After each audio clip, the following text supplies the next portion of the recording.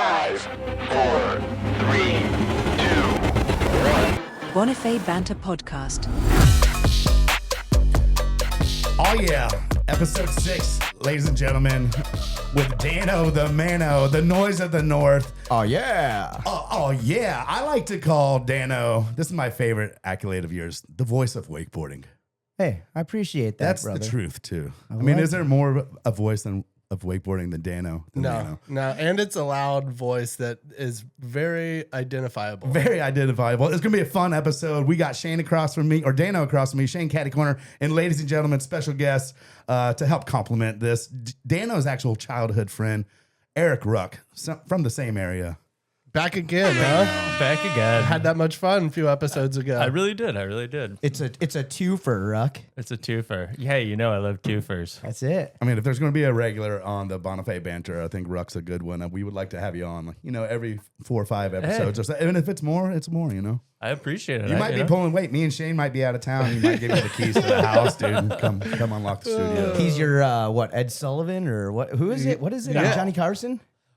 Oh, no. Remember the Mur show? The Mur show, yeah. Oh, yeah. Well, I was just thinking about the Mur show the other day. That was so ahead of its time, man. So ahead of its time, yeah. That was a lot of fun. I was kind of for the Mur show. I was kind of a cross in between, like Ed Sullivan, but also David Letterman. What can I think? Paul Schaefer. Paul Schaefer. Oh, Paul Schaefer for that's sure. right. Yeah. So we just cracked a beer. Dano just cracked it. Hey, Dano. Cranberry Clementine. There we go. I love it. It's good seltzer right there. What is a clementine? It's an orange. It's an orange. Dano. Yeah, it's good. It's tasty. Shane, you're a Florida boy. You got to know I the know, but it citrus. just sounds like a little. And you're a bit of a green thumb. You're going to listen. I know. You're going to Well, listen. I knew it was in the orange family, but it's like you could have just said cranberry orange, and it's not like you're getting more sales by saying clementine. false. Clementines are different. They're easier to peel, Shane. A clementine is I think a very specific orange Yeah. taste flavor. I would put tangerines. Did I say Pacific? I don't know. I would say tangerines, oranges, and clementines. It's still just an orange. It's But then it's all in you that also same have family. tangelos. You also have Hey, tangelos. the famous tangelo tree in your backyard, That's Ruck. right. Hey, but I want to go back to the original thing that you guys said about Dano being the voice of wakeboarding. Being the voice of wakeboarding, has there ever also been an announcer that has catchphrases sampled and catchphrases copied by multiple other wakeboard announcers? I mean, you're right. I haven't It's really true. seen. I've noticed that I can listen to some wakeboard announcers, and it's almost like they're doing an impersonation of you. Almost like you've influenced them so much. They have the same cadence. They have the same rhythm in the way they do it. It's funny. It's funny because obviously, if you know me and you've listened to me, especially for the last 25 years, you probably know that everything that I do comes straight from the WWF. Oh, yes. That's what I was. People are like, "Oh, how'd you get into it?" It's like, it's a mix between karaoke and watched a lot of wrestling growing up. So what can I say? But it's so funny. Over the years. And especially the last, 5 years since I've sort of taken a little bit of a step back. I like to say that I'm in the passing of the torch phase of my announcing career. So I'm still taking jobs. You kind of said that when we were doing Double or Nothing last year, because we won Dano at Double or Nothing, and you had some other obligations. Well, what do I do? You were like, it's time for someone to step up. I don't want it to be me, man. Well, hey, and going back to that weekend, I got Parks Bonifay in one ear saying, "Hey, man, can you come do my event?" I got Danny Harf in my other ear being like, "Yo, can you come and announce my event?" And on that week, Parks, all I can say is, Danny asked me 6 months earlier. Double or Nothing, that's not in our strong suit as planning super early. We're kind of like release date a couple months before. Hey, I was gonna say, yeah. So there's been so many times that I've been sitting at home in the last 5 years, and I get a phone call or a text message from somebody. He's like, "Oh, Dano, I didn't even know you were here," and I'm like, "You're in Mundelein, Illinois, on Diamond Lake right now?" And they're like, "No, at the contest," and I'm just like, "No, I'm definitely not there." And they're like, "Oh, so they're hearing some people sound like and they're that." like, "Whoever's up there sounds exactly like you." Well, I saw you didn't have a koozie, Dano. We all got, me and Ruck got some Bonifay Banter koozies. I got a new one just came in the mail. Stories never die on the back. So Stories never become die. a Patreon member. We'll ship this out with a couple stickers. Dano, I got a good and koozie magnets. for you. We got magnets, now You too. just got magnets. Yeah, So, keep that fridge looking nice. And we got a special koozie for Dano. I'm sorry, you're not getting the Bonifay Banter, but even better, Dano, always wear your life jacket. It's a little life jacket because I want to need that back at the end of the episode. And it matches the You're can. only floating for a little bit. Yeah, I'll be good. I'll be good here. You know, I that's the only thing I didn't bring today is my own Coast Guard approved life jacket, but I got plenty. and my vests have 4 buckles, just so you know. Is that Coast Guard, do you think? Or Two buckles, For I a think, beer? is... This is a child's vest. that's That's school for ants? Great reference, PB. I like it. Big Zoolander guy. Pretty much the only movie I watch. We just made Paige watch that. She hadn't seen it. All her friends got super mad that she hadn't seen it. She goes, okay, I'll watch it. We're literally going to be Cult classic. I go, babe, you want to be part of the cult or It not? is a cult classic. We're literally. I wonder what she was doing when people would say things like that. Is this a school for ants? And like everybody would laugh, and she'd be just like, I don't get the reference, guys. Like, She's got it now. And she liked it. She watched it twice. oh, it's a good one. It's a good one. Hey, I feel like I know we've had this conversation, possibly on the last one I was on, and many other conversations I've had.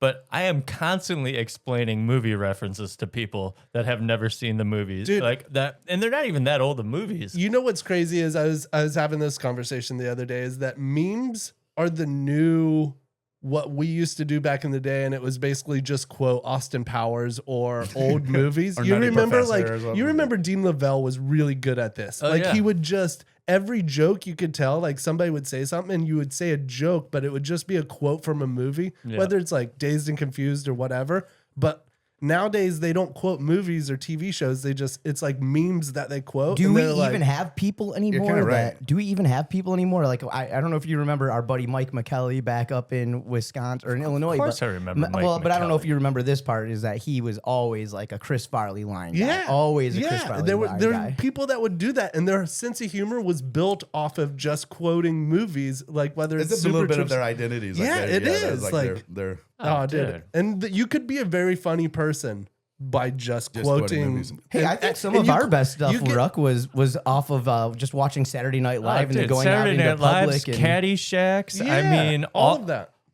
So many how of many those. dance floors but have the we? How beauty- many dance floors have we been on that we have like headbutted people off? Oh, of yeah, back Night in at the 1990s? Roxbury's. I mean, But it would you could like it was part of your sense of humor, and you could be a good like if you could do the timing correctly, like when somebody's like says something, you just jab in with a good fucking thing. I remember a double up contest in Canada one year when they had us all do interviews after or before, and Parks only spoke like the ladies' man the entire interview. Do you remember that? In Parks Canada? went through I do remember that. Parks went through a long phase of just sounding like ladies' man. Get you a fish sandwich.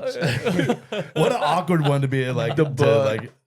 Oh yeah, It's true. the If you butt. like, when your mom says you're gonna, if you make that face, it's going to stick on you. Like I did that impersonation too long, and it became like my. Yeah. It started to rival my real voice. I think a little bit. Like started to lose yourself in it. if you haven't seen Ladies Man, That's a good one. See what I'm That's a talking good about. one. But it was like I think the last movie that people were really quoting a lot was almost like Borat or whatever, where they were doing the "my wife," like they were doing like. But you don't hear people quoting movies now. Do you remember, and Dan, I know you remember this because you know the reference I'm going to use personally, but do you remember like when Beavis and Butthead was super famous? Like there was kids that fully couldn't talk normal anymore and could only talk like either Beavis or Butthead. We had a buddy that fully no one heard his real voice for probably like over 5 years. It's so awesome. I What an love amazing that. time. That is wild. I was wondering if we were going to get through this podcast and ever talk about anything post 1999. No, probably not. I think we're gonna be. This is gonna be a time lock. Dude, so right think here. about this. Think about this. Look in this room right here. Now, Eric, Shane, and myself have been friends together the longest in this room here. Now, PB, we knew who you were. You came into the friend group a little bit later on, thanks to Ruckster. because- Unfortunately, I came up there a little late. Well, you know, but you think about it. 1990, what was it? 6. 1996 that Shane Yep. showed up in Damn. Twin Lakes, Wisconsin. So we're talking just under 30 years ago. So the three of us alone, this unfortunately dates us. 90 years of friendship right here, 90 man. All together, it's pretty impressive. Throw Let's give it a PB in shot. there, we're over 115 Hey, wait. years of Yeah. friendship right here. Well, PB when PB first came to Twin Lakes, it's when like you were just skyrocket, like wakeboarding just really you know, X Games was a Games just came out thing. and stuff. All I mean, this, you were Yeah, like 96 was like prime time, like Just right when PB he jumped onto the blowing scene, up. and then and So, then for like- those few years after was just all PB. Exactly. We were in the Bonifay corner, but we were in the Shane I was Bonifay 14. corner. I was 14. You know? Y'all were like 12 or 13 Yeah, probably. you and Ruck were a Yeah. little bit closer in age, I think. Yeah. But, yeah, I'm 6 months older than you, bud. That's it. Yeah. But you showed up in Twin Lakes. Shane had already been hanging out for a year or two. You were this big superstar. You'd already won X Games. You walked down to the dock, Junior Aquanaut. You grabbed my kidder trick ski. You just Okay, go- I have to talk about this because Hey, I heard you. Dano brings this up all the time. I heard him talk about this on Grab Matters, and I wanted to kind of. I didn't know what was going on. I had to fact check this. yeah. I'll never forget I it, lost my dude. monitor again. It's all right, Shane. I know. Technical difficulties. It's turn okay. it off. We can keep going. Hey, and so yeah, you said that I just walked down, and your voice changes when you tell this story. Like you act like I just come down. Is this how it happened in your, or is that really how I just came No. down to the? Was I really that like a cocky dick? I'm not going to say that, but I'm going to say you had a level of confidence to you, number one. And number two, you got to remember, Shane had been coming to hang out with us for a couple of years here Right. already. He's coming out. And So what year was this? Not the first year they came? this had to have been the second year that I think it would have been the second year. Yeah. that would have been the But second year. also, so in reference to also, so PB has all this confidence. Dano's sitting there with his Italian soccer hat on, holding a blanket, pretty much like Linus from, and like that was like the I mean, not to I'm throw very you lucky under the that, bus, I'm very but you lucky were, that Ruckster saw something in me. Is all I can say. Because but like that was kind of your vibe for the first year, a couple years of Aquanuts. I was Yeah, you- definitely chill. I would definitely, yeah. I'm a hey, what can I say? I know nobody So he understands wasn't- this, but I'm a shy. I'm a pretty bashful and introverted person, you know. But yeah, and then of course I can hop on the microphone. I can do the thing. Yeah, you know? could have Well, been you've stuck really in your changed. parents' basement for a long time if it wasn't He for was. Ruck. I mean, he was. I mean, have you seen my yo-yos? No, but I remember you tell the story on Grab Matters where I came down and I didn't even ask to use your trick ski, and then I rode it, and You may have asked, and maybe I just felt like I don't had see- to. I don't think I'm right foot forward. You're left foot I know forward. I'm right foot forward. Oh, you That's are why, right foot yeah, forward. that's why you Damn had it. to I use. was thinking, I was like, he's left foot forward. There's no way I use this trick ski. Okay, yeah, then it probably did. and I was the only guy down there with one. And then you All come right. down and you're out there landing right. rolls. But I and- will say that Shut me down back, on that. back then, the Aquanuts had a lot of good-looking ladies that were there. So Parks was probably showing up to impress. Like he wasn't there to like. I mean, he wanted It to was hang an out with era. us, Shane, but it was he an was era. like he needed like there was some ladies on the Aquanuts that I can imagine you being like, I'm gonna go down there and throw down, do it, some. it do was some an tricks. era. It's the Aquanuts. Yes.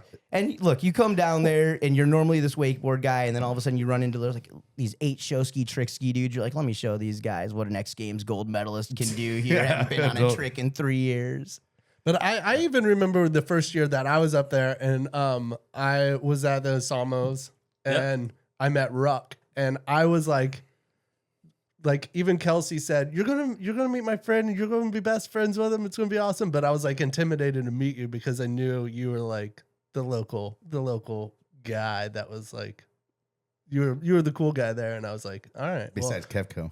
yeah. Well, Kevco and Anthony Monaco, yeah. Anthony Yeah, Monaco. but they were like a little bit above us because Yeah, they were yeah. a few years older, so they were actually already cool, whereas we were still trying to I mean, become. Anthony cool, was but- already almost in the Liquid Force catalog at Yeah. that point. No, he you know? was, yeah, because he won 96 worlds as men's one worlds. But Yeah. if you remember the first year we met Shane, Liquid Force wasn't even a thing. Liquid Force sent It was the year Shane's after. first. I think No, it was- no, no, was it no. the first year? The first year, Liquid Force sent Shane's first boards, which was the Fly, the red Fly. When Yeah. that first came out, he sent all to our house. Yep, send it to your house. Got a free and a fly. Yep. And I remember I wrote them, and I was like, these are terrible. Like I didn't like them at all. I didn't like it. Well, because it was way big. It was like a. It wasn't a longboard. I mean, I was like, You, I was were you like riding 13. the dually? I was You're like, like, 12 let me or get back 13. on the dually. Yeah, I was riding and I don't even know the size, but it was a 54-inch, which Yeah, we correct. might have even cut down. But I was riding that, and then I got shipped a 135 from Liquid Force, I think it was. But it was even bigger,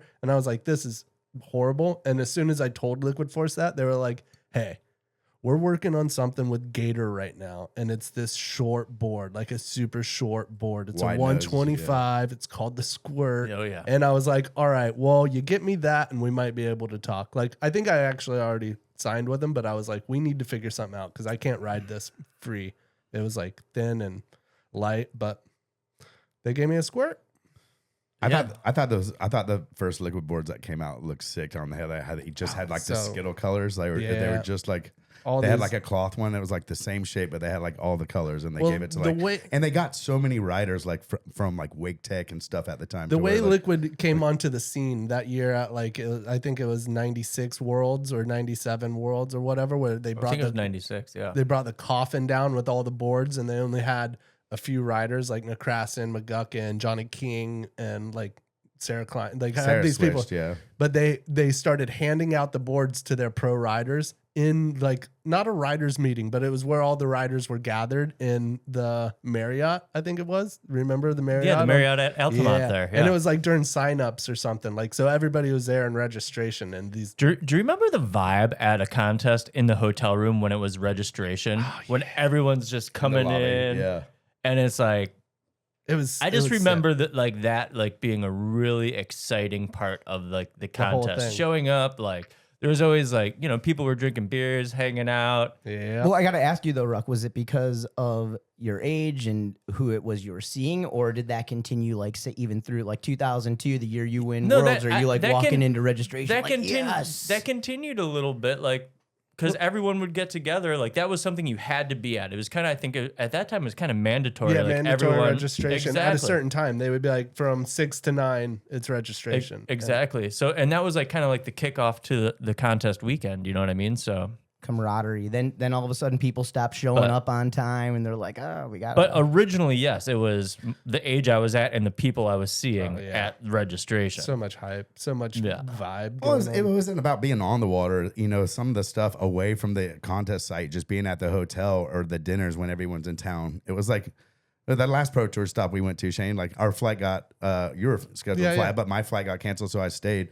But I was like, I realized like no one really, everyone like rides a contest and flies out that day. So no one really even stays around and kind of like, but I think that's a big part of like what makes a contest feel like a contest is people sticking around and celebrating the day together and celebrating the person who win. Well, nowadays I go to so many contests. A lot of times people leave as soon as they're done riding. And you wouldn't even believe this. I go to so many contests now, the amount of times that people don't even show up for the podium anymore. And I'm just wondering, I'm like, don't you want the medal, the trophy, But no, it is crazy. Like it's different. Yeah. Some of them get out of there a little early, and it's like at least the night of the finals, you got to stay. You got to stay and celebrate, have some beers. What do you think? You think people are just super bent about these things? The smartphones, like I can't go to the party anymore. Somebody might see me. No, I think a lot of people got stuff going on at home. Maybe just I don't think they just book it and just is a thing to do. If there's nothing really going on at night, then where everyone's just kind of hanging out at the hotel, which isn't a bad thing either. For you, I get it because you've been doing this for 35 years. You got to get home. But for these guys who've only been doing it for 5 years, I'm coming. You're Don't threaten me with a good time. Well, there would also, at least not in the super early years, but whenever it got later on, like mid 2000s, like we would always be they would throw parties. Like it would be like there would be like an event party at a certain bar that they sponsored. Or a it. double So contest the night before, kicker contest the night before. Contest. So there would always be something that everybody would congregate at again later on. It wouldn't just be at the site and stuff. So the double up contest at the bars, like on the first night, those were fun. Those are so much fun. those were great.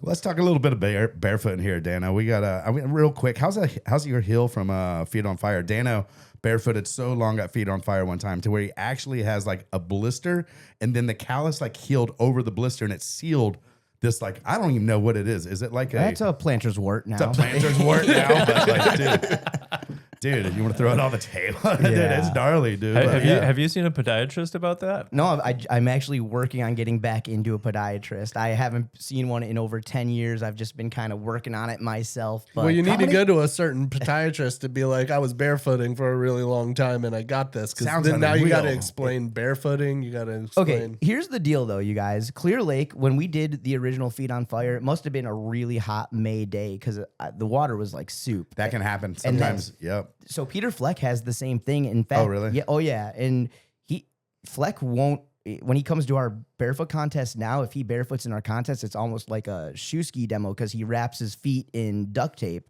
And I'm just like, we actually created a duct tape division in one of our barefoot It contests. should be a division because you know what happens. You know what Duct happens tape when division. something's in between your feet and the water.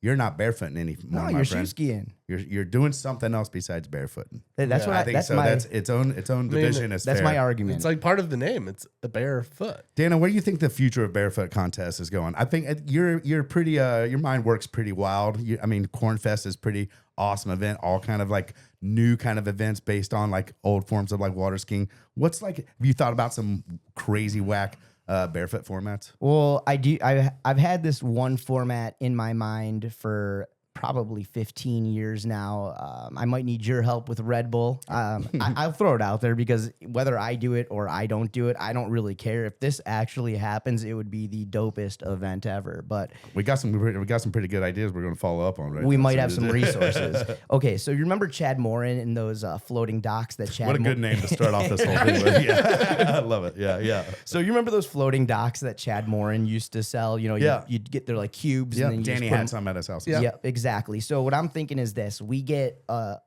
ton of those. We go 50 by 50, and we set two of them right next to each other in the middle of Clear Lake, right? Yeah. Okay.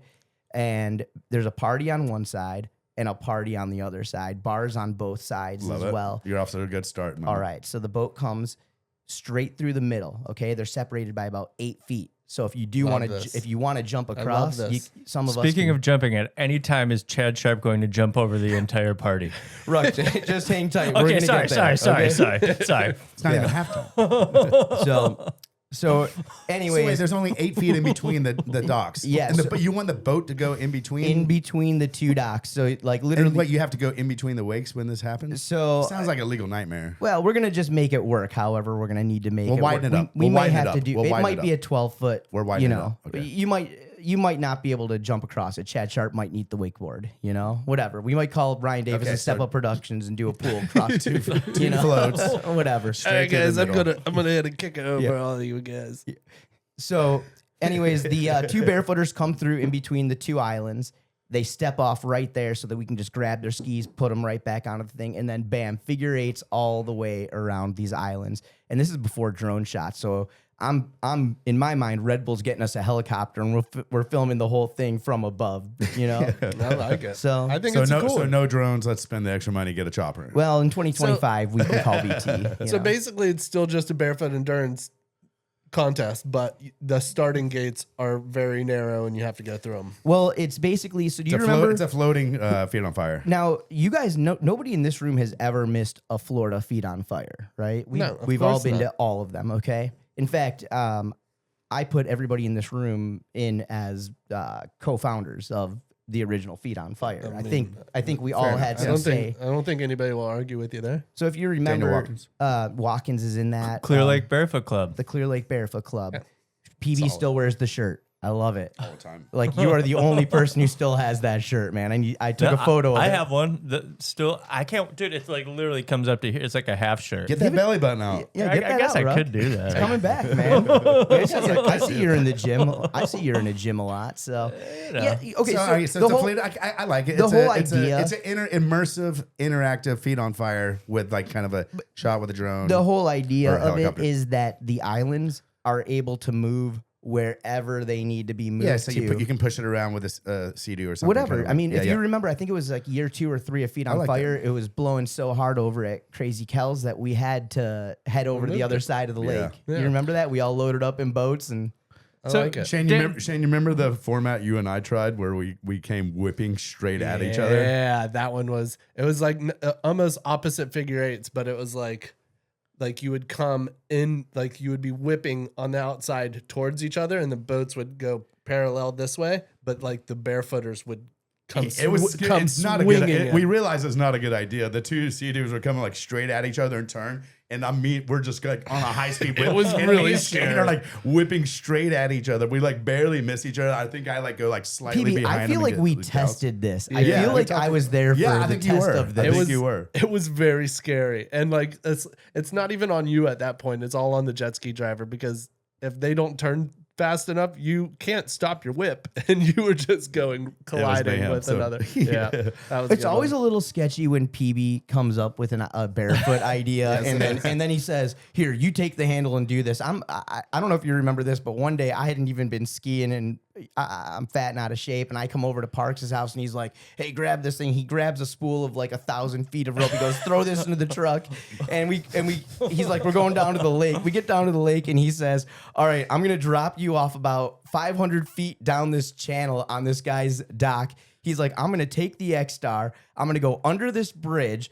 And while he's saying this, he's like, "I'm going to unload about 1,000 feet of rope. You're going to hold on to the handle. When it gets tight," he's like, "hang as far right as you possibly can, as close to this bridge, because it's going to want to naturally pull you all the way across and straight into the bridge once you start getting some speed." I haven't skied in years, but again, this is Parks Bonifay telling me you're what going I'm for about it. to You're do. going for it. And he's like, "We're going to get the shot." And we pull out in the And lake. it's just you and me, too. It's just you and me. And, oh yeah, that's the thing. So he's planning to drive it, film it. And fly his drone too, or some shit. Luckily we run into Dylan Miller, who, when PB tells him what we're about to do, the only reason I think he didn't think we were nuts was because you'd already commissioned him to do it for you once before. yeah, I think he was. I like one time where it was like sort of a flotilla party or something, but Parks goes, "Hey Shane, swim out there and like just be chilling with your beer like out there, and then I'm gonna come." And That was on barefoot." Conway, right? Yeah, I think it was. It on was at the Conway. sandbar. And he was I like, remember "I'm gonna that. go 1 foot on both sides of your head, like whoom over you." And I was like, "Totally. I know you got this." And looking back on it, I was like, Jesus, that was such a scary. It was on like a bit of a whip, too. It was on a little bit of whip, but I remember just sitting there and people were like, "Parks, go Shane," and I'm sitting in the water like, up to here, and it just like Parks just goes whoom, right over my head. Like, Hey, so let me ask this to you guys right here. Is that when it comes down to it, because, all three of you guys have had tons of success in wakeboarding, and all four of us come from ski show kind of background in a 100%. way. Yeah, 100%. Is that the secret? Is just literally show up, do a ski show, and that's that, or what? Like that, like are you referencing that kind of like that I'm stuff right there? I'm referencing Pro Tour 1999 through 2002. I think that I think we are competitive, and like I did come from 3 event, but like my roots are from show skiing, and then that's about like kind of just it's about caring about the crowd. You care about the spectator as a show skier. And as a competitor, as I got into wakeboarding, like I feel like, and there's a lot of people like that too. Ruck, Zane, Shane, there's a lot of people who had JD. There's a lot of people who kind of like had roots from show skiing back in the day. What did you say? What's your quote, Ruck? Do you remember what you said that one day? You go, we were talking about like why are the events not like so exciting, or like some of the riding, why guys just whip in and kind of like don't wave at the crowd or just do anything. And then Ruck said, "PB, all the show skiers retired." I mean, it's true. And you look, there's no one really there on tour that's always like a was- show ski background, and I think that's like very important. Like as competitors, if you're like, I mean, There's something care about to- the crowd and the atmosphere. I mean, There's something about doing something cool out on the water and impressing the crowd, but also letting the crowd know that that they watched you, and acknowledging this 100%. correspondence The between exchange us. of energy. The exchange of energy. I'm out there and I'm going to try to do something cool and crazy, and you guys are watching it, so I want y'all's feedback, and I'm also going to work off of your feedback and be like, "Yes, thank you, that was awesome." 100%. 100%. Well, okay. How about this? How about this? I got one thing to add real quick, Dan. Like that piggybacks on Shane's thing real quick. Sorry. Like the years that I did the best on tour, I'm not a competitive person when it comes down to it, really, in wakeboarding. But like the years I did the best were the years that collectively we were having the most fun.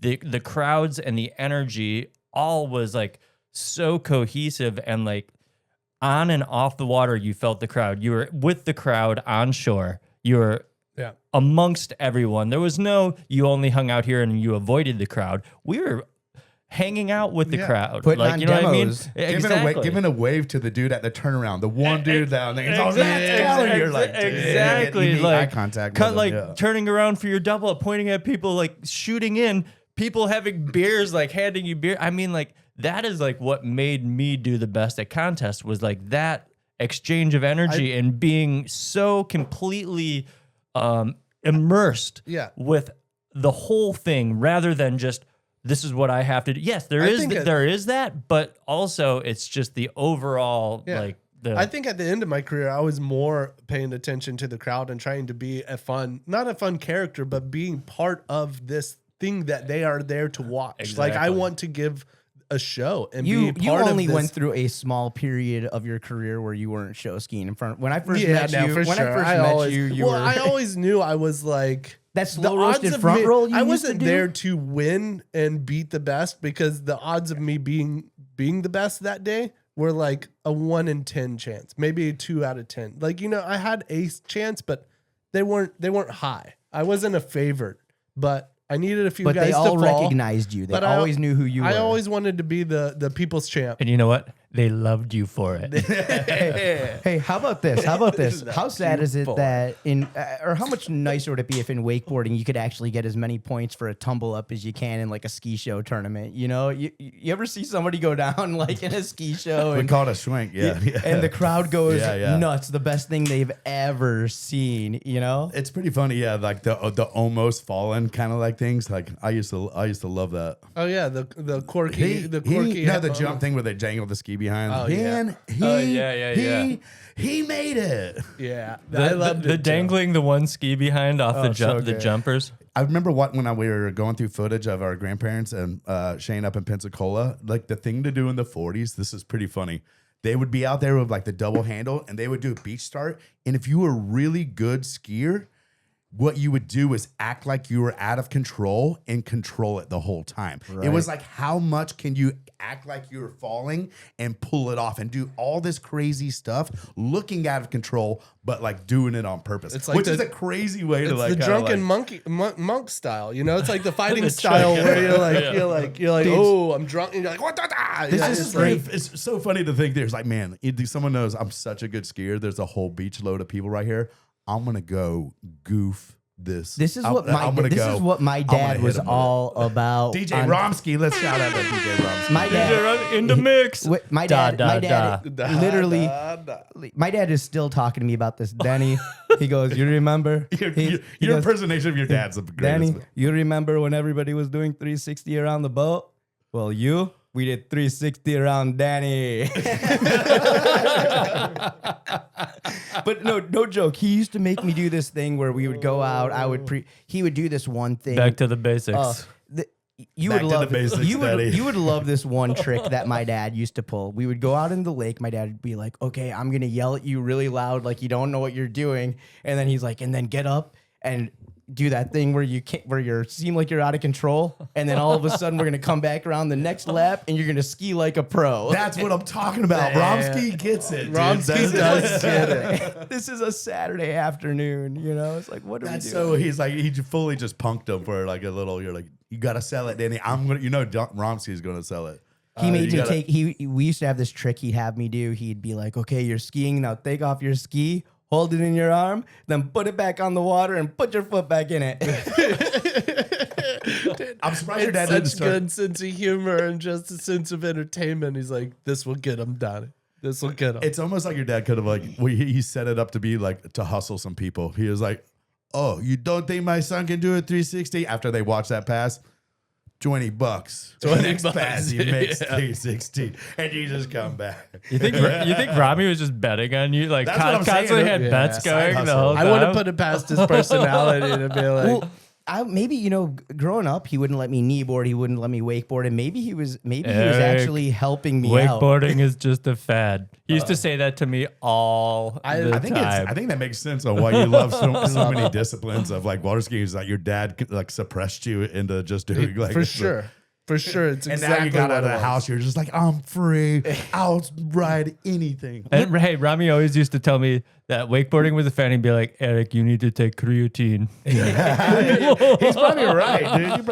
You're looking. You're good just a little nowadays, dude. Well, it's also because he had a creatine Exactly. bar, like creatine chocolate bar company that Yeah, would he make did. us eat at like 13 or 14, like probably way too young to be eating creatine. He's like, no, it's good for you. We got a disc right here. I'm pulling this out. Yeah, So bust it out. I don't know what year this was, but this was hardly ever made. I've only seen 2 others. This is my Hydro ski disc.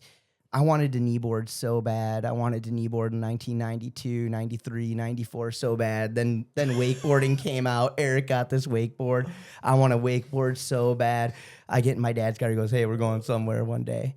We pull up to this dude's garage in Kenosha. In Kenosha, the guy opens the garage and is filled with these things right here. That's so awesome. Wait, so he was this was actually made in Kenosha? I don't know where it was made, but the distributor, the guy we bought it from, we drove to Kenosha, picked it up out of this guy's garage, and my dad goes, "You want a kneeboard? You want a wakeboard?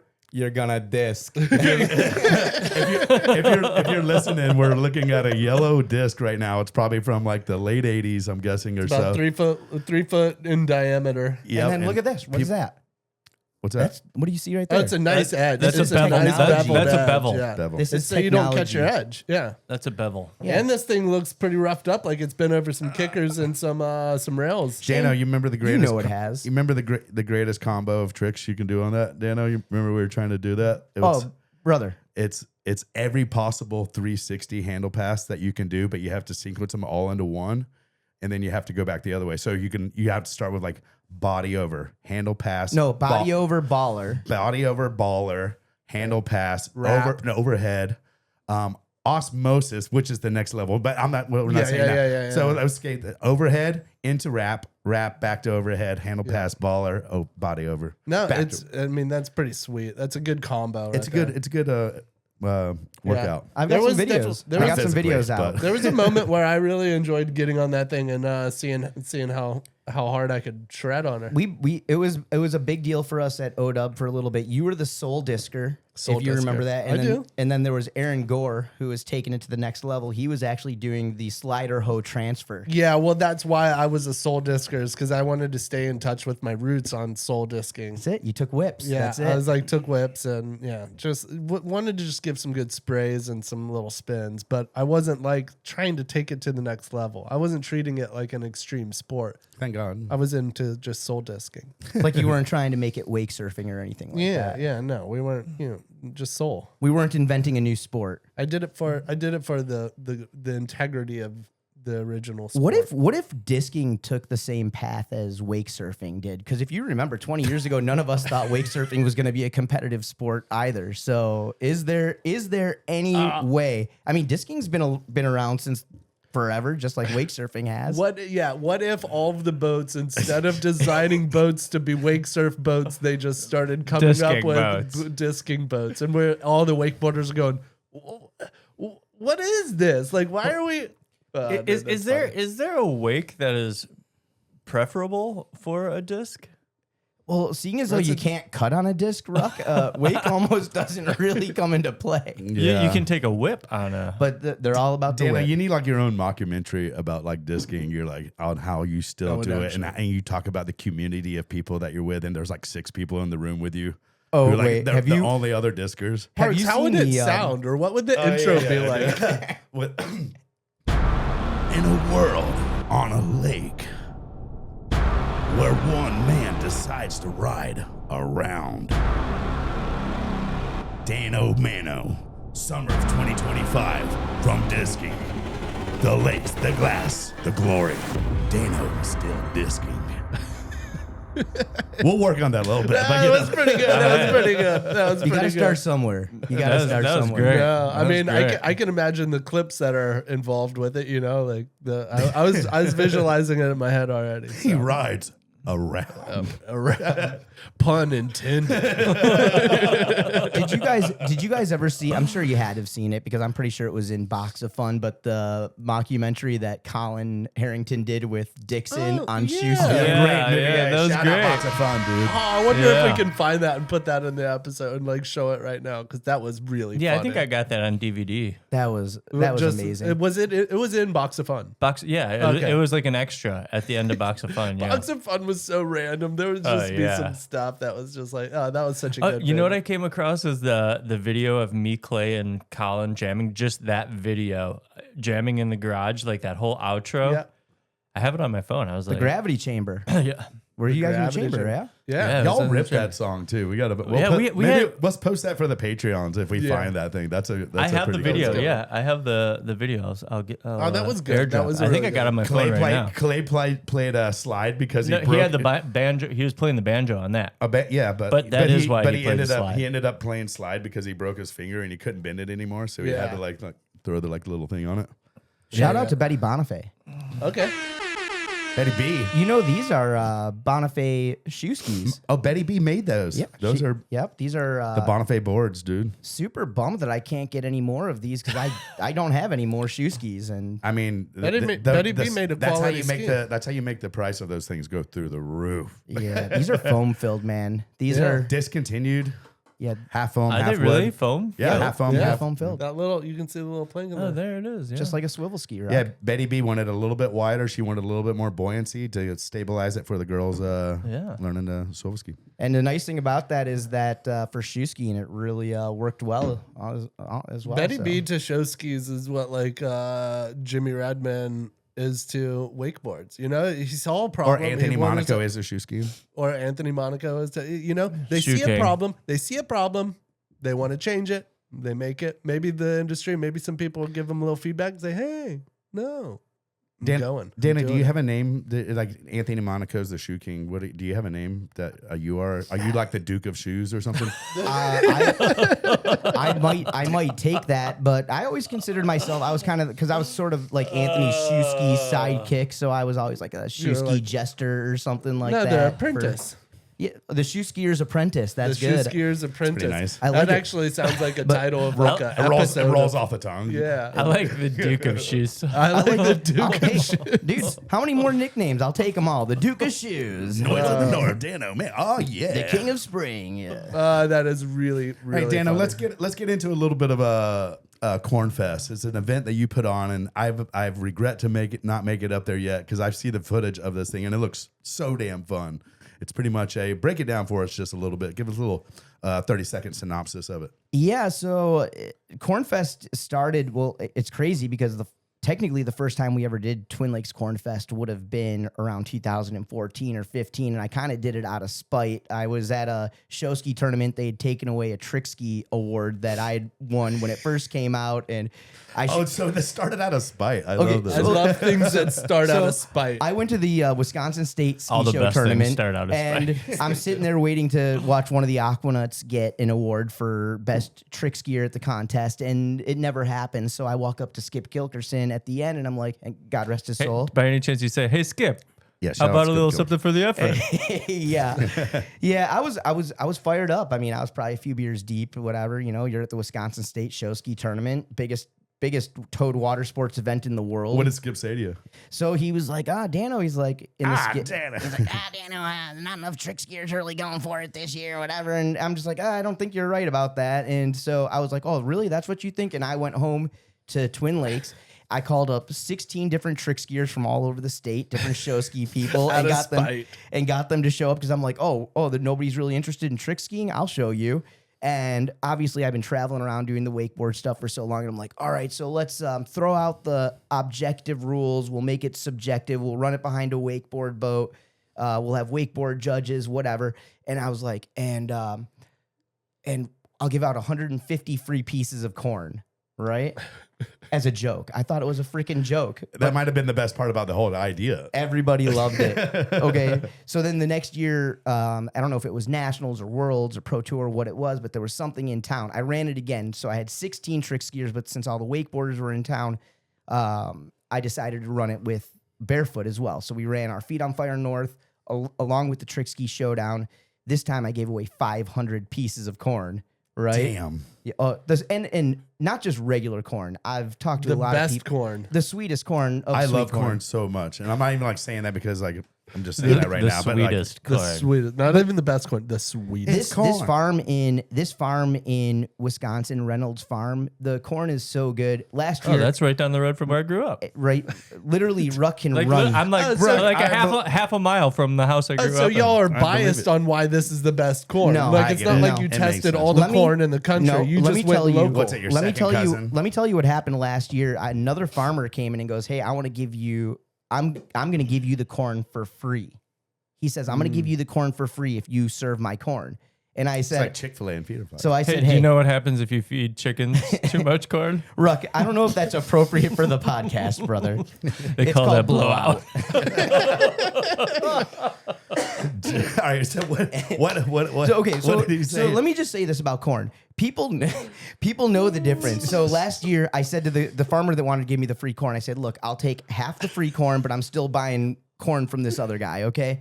So I got the 2 different corns all day long. I've got half the people in the crowd coming up to me going, man, best corn ever. And I got some people coming up to me going, what's up? I had a piece of corn that wasn't so right. Like, it was sweet, but it just wasn't sweet. You know? Damn. So So- so they were about 3 E's off. Apparently. Yeah, no, there's a big difference, and corn lovers can tell the difference. And come out, PB. It's I your want year. to. It I sounds want like to. It PB is sounds a like- corn lover. He I'm- could be it's like in a August. I'm real busy. I'm getting married in August, so it's a little chaotic. But I do love corn, so I'm not ruling it out. You got 2 weeks before the wedding to come to Cornfest, so come on. You haven't. I mean, still 2 weeks before the wedding is pretty stressful, Dan. I don't think It's going to be stressful. It's going to be a stressful time. she's a good planner. Jane's a good planner. So when you marry Jane, you'll We'll you got a good planner. going to take the whole summer off. What's the wildest event at a Cornfest? So we have a jump contest there called Ramp Master Superstar, Love that name. and That's a good name. every event has a pretty dang good name. So Jump Ramp Master Master. Superstar. Ramp Master. the whole idea of the Ramp Master Superstar event was the ability to bring together collegiates, professionals, semi-pros, and show skiers. The all best, in, the best freestyle jumpers in the. This isn't it's- actually. yeah, it's like so a- we have freestyle jumping there. This isn't freestyle jumping. This is grassroots This is, of no, freestyle this is jumping? distance jumping. Ramp Master. Dano, that name kind of reminds me of an Andrew Lloyd Webber musical. It's good. I never thought about it like that, but Ramp Master So Ramp Master Superstar isn't. It's not about who can go the furthest. It's about closest to the pin. It was the first year I did it. We brought Zach Warden out. We brought the Shipper brothers, who are some at the time they were like semi-pros coming up from Minnesota. Now Brandon Shipper's a pro jumper. But the whole idea was, hey, in Twin Lakes, if you jump 100-foot jump, okay, if you take 99% of the world and you jump 100-foot jump off a ski ramp, they're going to Success. be impressed. Now, if you go to the Masters and you don't jump 200 feet, people are going to be like, I don't know if you belong here, man. But You wanted to change that. but where I grew up, if all you need is a 100-foot jump and you're going to get all the ladies' numbers, I'll tell you that much. So the whole idea behind Ramp Master Superstar was closest to the pin. I wanted to bring guys who could jump 200 feet and guys who could jump 100 feet and set a pin about 125 and to see who could hit closest to the pin. Now, if we get multiple people hitting closest to the pin, I like this. it do comes too. down to style. How does the cut look? How do you look off the ramp? How do you look in the air? Did you engage with the crowd while Like you that. were in the air? So there's Damn. Yeah, that's cool. a subjective aspect element, to yeah. the Ramp Master Superstar event as well. And then there's actually one more twist. When we concepted the event, as you guys know, there aren't a ton of options out there for tournament ski boats these days, and Twin Lakes Cornfest is about the 99 percenters, not the 1 percenters.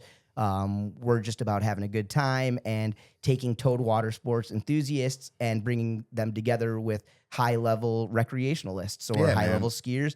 And You so- put on an awesome show, and you, I mean, Yeah, and it's- you eat a bunch of corn there. There's I tons don't really of corn. eat the corn. No, but There's a people beer do. tent. There's People do. live music. Don't tell people There's that. You said there's Dano- stuff for Dano eats kids the to corn do for all you. day long. There's Yeah. vending. Oh, Dano, And corn. When Uncle Paul was on the episode corn. just a little bit ago, he told us about this game. we used to play this game barefoot, and where we both of us get up there at the same time, and we see who could take each other out. We call it Barefoot Royal Rumble. Yeah, it's a good game. So my idea for Cornfest is I wanted to do Like the Uncle Paul's Barefoot Royal Rumble, and what it is it's let's start off with 8 people, so to say, with 2 boats. Put 4 people in each boat. 2 people go down. You see who the barefooters try to make each other fall. That's the whole goal. You can do anything. Step on their foot, grab their head, push them down. You can't punch them, but eye gouge. But you have to try to take them out, and you do that just a straight pass right in front of the crowd. And one's in red, one's in blue. And if you make it, you go through the next round. And so you go boat down. There's 4 guys, boat back, and now you have the semis, and then you go all the way to the final. I think you can do it in about 6 total passes. You know what you call that? Uncle Paul's Barefoot Bonkers. No, Baby Billy's Bible Bonkers. But I'm serious. What do you think about that format? And I think the crowd would love it. It's a good It's format. not an endurance, because endurance is really cool for the core barefooters, but watching barefoot endurance from the shore can be like, Yeah. Well, After you watch like 2 of them, you're like, I mean, Feet on Fire was pretty fun. You can make anything entertaining, Dano. I'll give you that. You announce yo-yos. You do everything. So you can. we did create. So you remember the old Barefoot, the Barefoot Bonanza, Banana George event. So we invented a kind of a throwback to that event. We added some new rules to it. We do it in Groveland every year, called the Great Groveland Barefoot Laps Challenge. And the way that we kind of tried to make it a little bit more fun and exciting, because, if you're just barefooting, it's just whatever. And you know, some of these guys from standing, if you don't really know, some of these guys can just keep it going. So we've got an award for the best barefoot start. So we put some emphasis on that. But then on top of that, after the second lap, the boat speed decreases by 2 miles an hour. So at a certain point, these guys are going to be stopped, Yeah. Right. But it makes it pretty interesting. Most people really don't go that far. But at the end of the day, when somebody gets down to 24 miles an hour and they're barefoot and laps at 24 miles, you're pretty much almost butt plowing. The spray's almost picking you up at that point. It's incredible that people can actually do it. Yeah. That's real hard to do without a suit on. So was that a yes on the Uncle Paul's Barefoot Royal Rumble Cornfest? Maybe not. If you can squeak it in, Ruck's got the name. What's that? Ruck's got the name. So. Uncle Paul's Barefoot Bonkers. Uncle Paul already named the thing, so it's like it's already existed. All right. Well, hey, listen, We might not. We might get copyright. copyrights, We might get copyright infringement on the old Royal Rumble. But you show up at Cornfest, and I'm running the event. I'll make you that deal. All right. How about Maybe, that? All right, brother? So if I don't Maybe show up next this year, year. no Uncle Paul's Barefoot Royal Rumble. Maybe next year. next year. Yeah. I like that. That's a good answer. Okay, I always remember you telling me you said this a while back.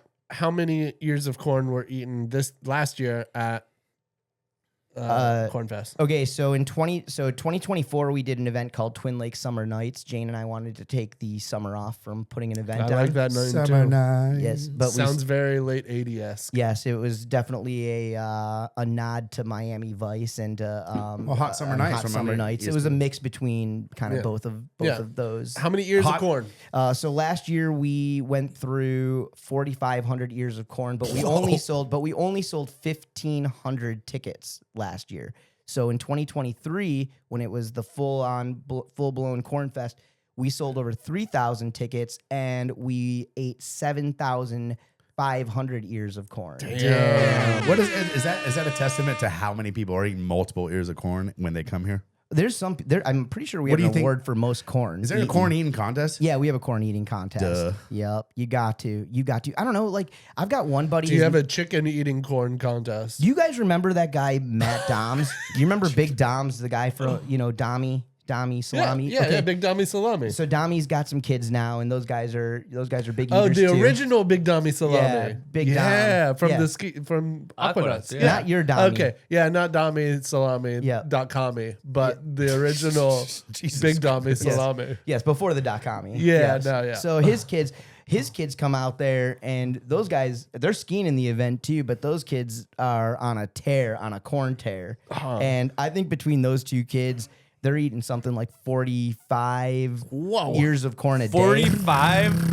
So between them two. So like- in the, what you in the call a contest, blowout. they put Dr. Drew and Patty Endo to shame, huh? oh yeah. Oh yeah. Well, no, they're not. Oh, Patty these Endo? guys, they're not racers. They're marathon runners. So they're not Gotcha. doing it in like the Oh, it's 2 not in minute. the No, contest. not in the corn contest. The Gotcha. most eaten in the corn contest is like 6 or 7, but it's throughout the entire day, one day. Yeah, these kids are eating like 22 ears of corn in one day. Their parents won't even let them stay in the house. They have to get a separate porta potty just for the kids. Dano, in one day, or actually whatever sound or is a better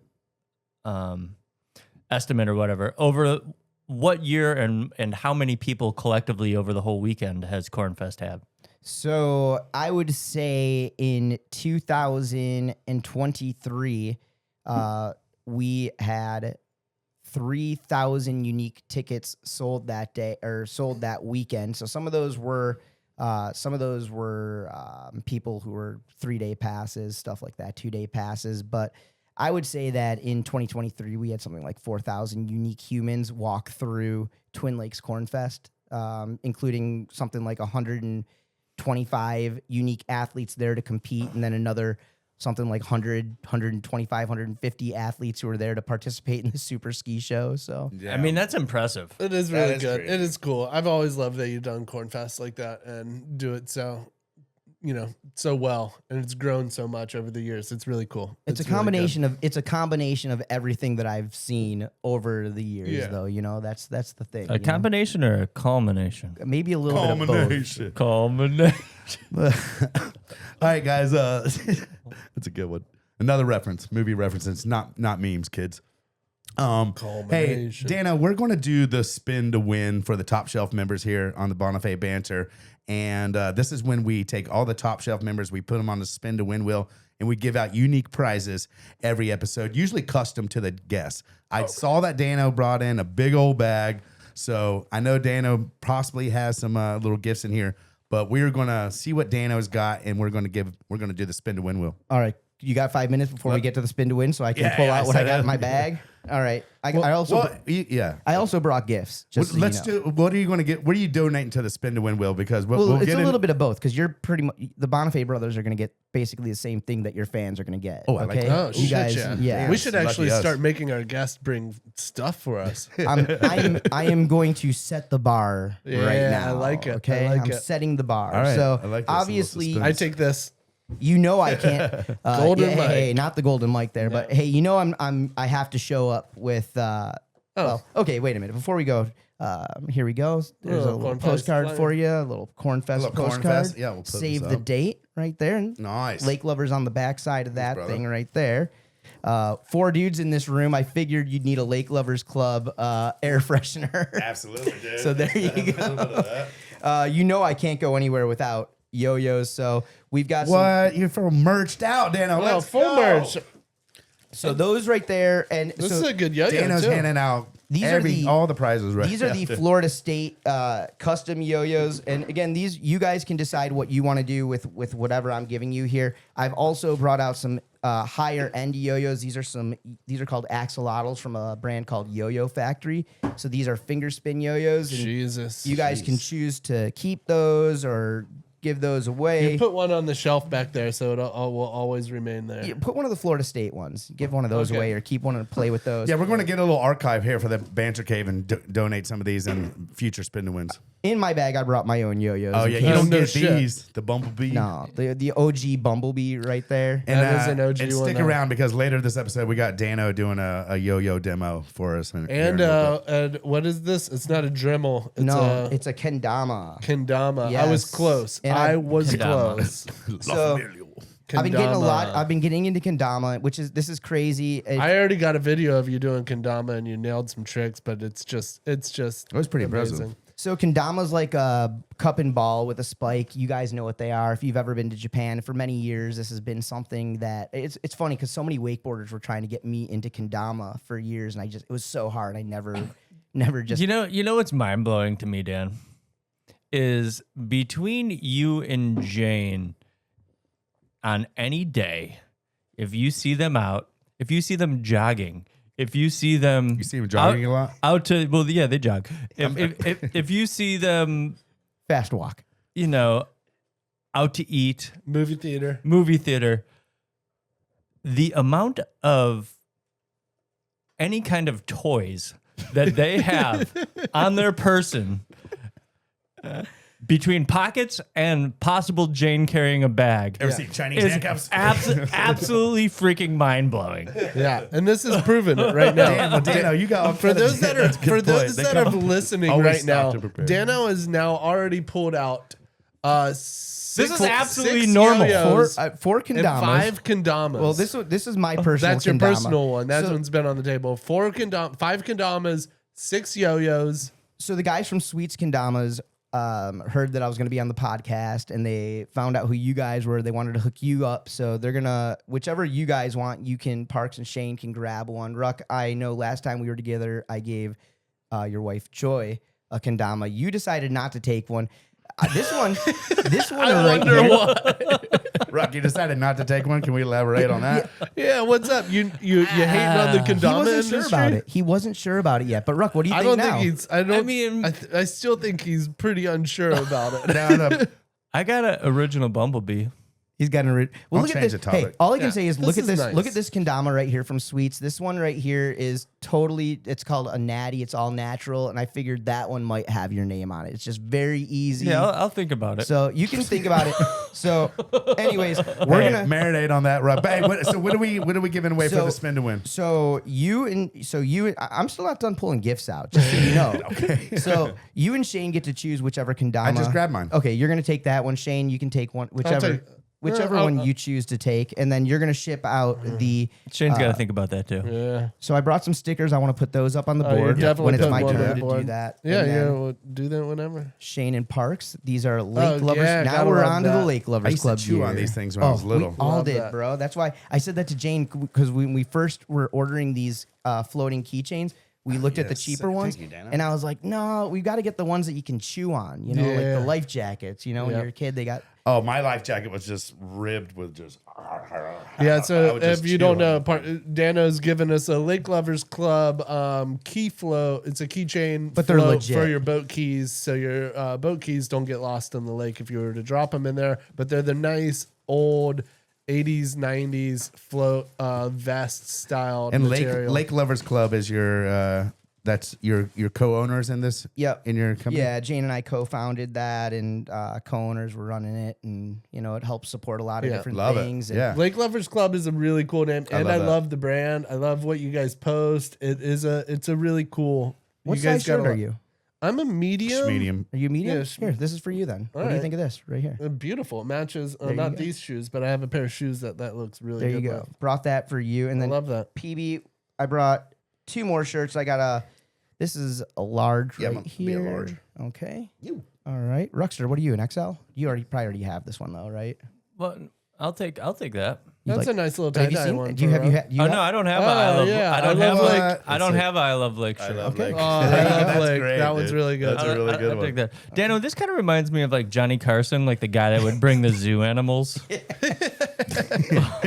And nobody wanted to be around most of it. Whoa! You're just like, how much more stuff is this guy gonna actually Oh, pull man. out of his It is bag? a lot. Dano keeps going deeper and deeper into this bag. Ladies and gentlemen, this is the episode to win right I here. told you I'm going to set the bar. Okay. This is good. So these hats are not.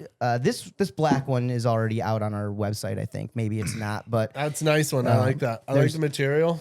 yep, these are our newest hats. These are surf hats. Big shout out to Pierce Homsey. He's our hat guy. I like how Pierce is the bootleg man. Oh yeah, he's I like good. that white rope around the front. It looks good. So there's this one too, and then check this one out. This is our new captain's. That hat. one's beautiful. That one's really awesome. That's a full captain's hat with some little like what would you consider that? Like a fern? That's what makes it a captain's Like a hat. little fern or something? It's a Yeah, it's kinda like a military fern leaf. I don't strike. know. Gold leaves. fern. The Gold golden leaf fern? Gold The leaf. golden fern? But And yeah, then this really one right nice here. little captain hat. Love it, Dano. Okay. Yeah, Stuff looks these great. are awesome. These are really, really cool stuff. All right, I'm so- definitely keeping some, but we do have to figure out what we are giving to our Are you top ready? Patreon. Now I'm member. going to tell you guys. Okay. So your top Patreon is going to get a Sweets Kendama, a Yo-Yo Factory yo-yo, and a $100 gift card to Oh, Lake Lovers Club. Damn. Let's go. That's really awesome. Thank you so much, Dan. That's really That's good. huge. I'm not dude. done. Oh, shit. And 4 free passes to Twin Lakes Cornfest. What? All the corn you can eat. 4 free meals and 4 free beers. Oh, man, that's really Oh, good. man. That's really good. That's really Damn, nice. this is the top shelf Patreon spin to win will to win right This here, is the ladies and best gentlemen. one. Let's clap it up for Dano Amir, dude. People love and you all here. the corn you can eat, right? All You're the allowed corn to, you can it's eat. all free corn. I'm buying you your crazy. lunch. I'm buying you your first beer, and then you can eat all the. In fact, you can fill your backpack up with some cooked corn and take as much Take of that it home as you want. Oh, this is definitely the top prize. Make sure we're recording on that so that people will know. So I will also say that the guy that won just recently, what was it? Matt Reeves? Blake Reeves, Blake Reeves won the Uncle Paul episode. Uncle Paul's episode, which was Uncle Paul taking you out on a pontoon and Oh, that's right. feeding you steaks and stuff. He's from Michigan. He's from coming Michigan. down. He hit me up today and said, I'm 100% into flying down there. Schedule is pretty relaxed. I'm coming down. I want you and Parks to join me and Uncle Paul out on the pontoon for a dinner cruise. And we were like, That's yes. Are you guys going to for hit sure. Old Man Frank's? Oh, of course. We're going to show Blake Dude, Reeves. we're he's- taking him straight to the Bermuda Triangle. Oh, dude, he's the- going to have the- a blast. The But I'm best part about it is So yeah, I've shout out been- Blake Reeves, dude. Yeah, You won shout the- out that's a Blake. good You're one. definitely Blake. coming down and we're going to have a great time. Blake's gonna have a great time. I've actually been down there. The one time that I went for a ride out on the chain with Kevin Michael, Kevco took me out yeah. on his ski nautique one day, and we stopped him. I don't know if it was Old Man Frank's or where it was because I'm not too familiar with the area. But no matter what, we were down there. Your uncle pulls up on his pontoon boat. He's got a Damn right. barrel of shrimp and grits Damn there. Before you know it, I'm out there. I'm sucking down some shrimp and grits, drinking some brewskis with Uncle Paul. That's having what Winter Haven chain. That's the best experience you could probably get on the chain right there. Oh, yeah. It is. All right, so we're let's gonna get that spin. we're gonna spin We're this up. recording. We're we ready to go. Yeah, we're good. We got the yo-yo, we got the Kandama, and we got the $100 gift card to Lake Lovers Club. And 4 tickets to And 4 Twin tickets Lakes to Cornfest. Cornfest. All you can eat corn and 4 beers. Surprise win. Let's spin this thing. Oh, She's here we spinning. go. And the winner is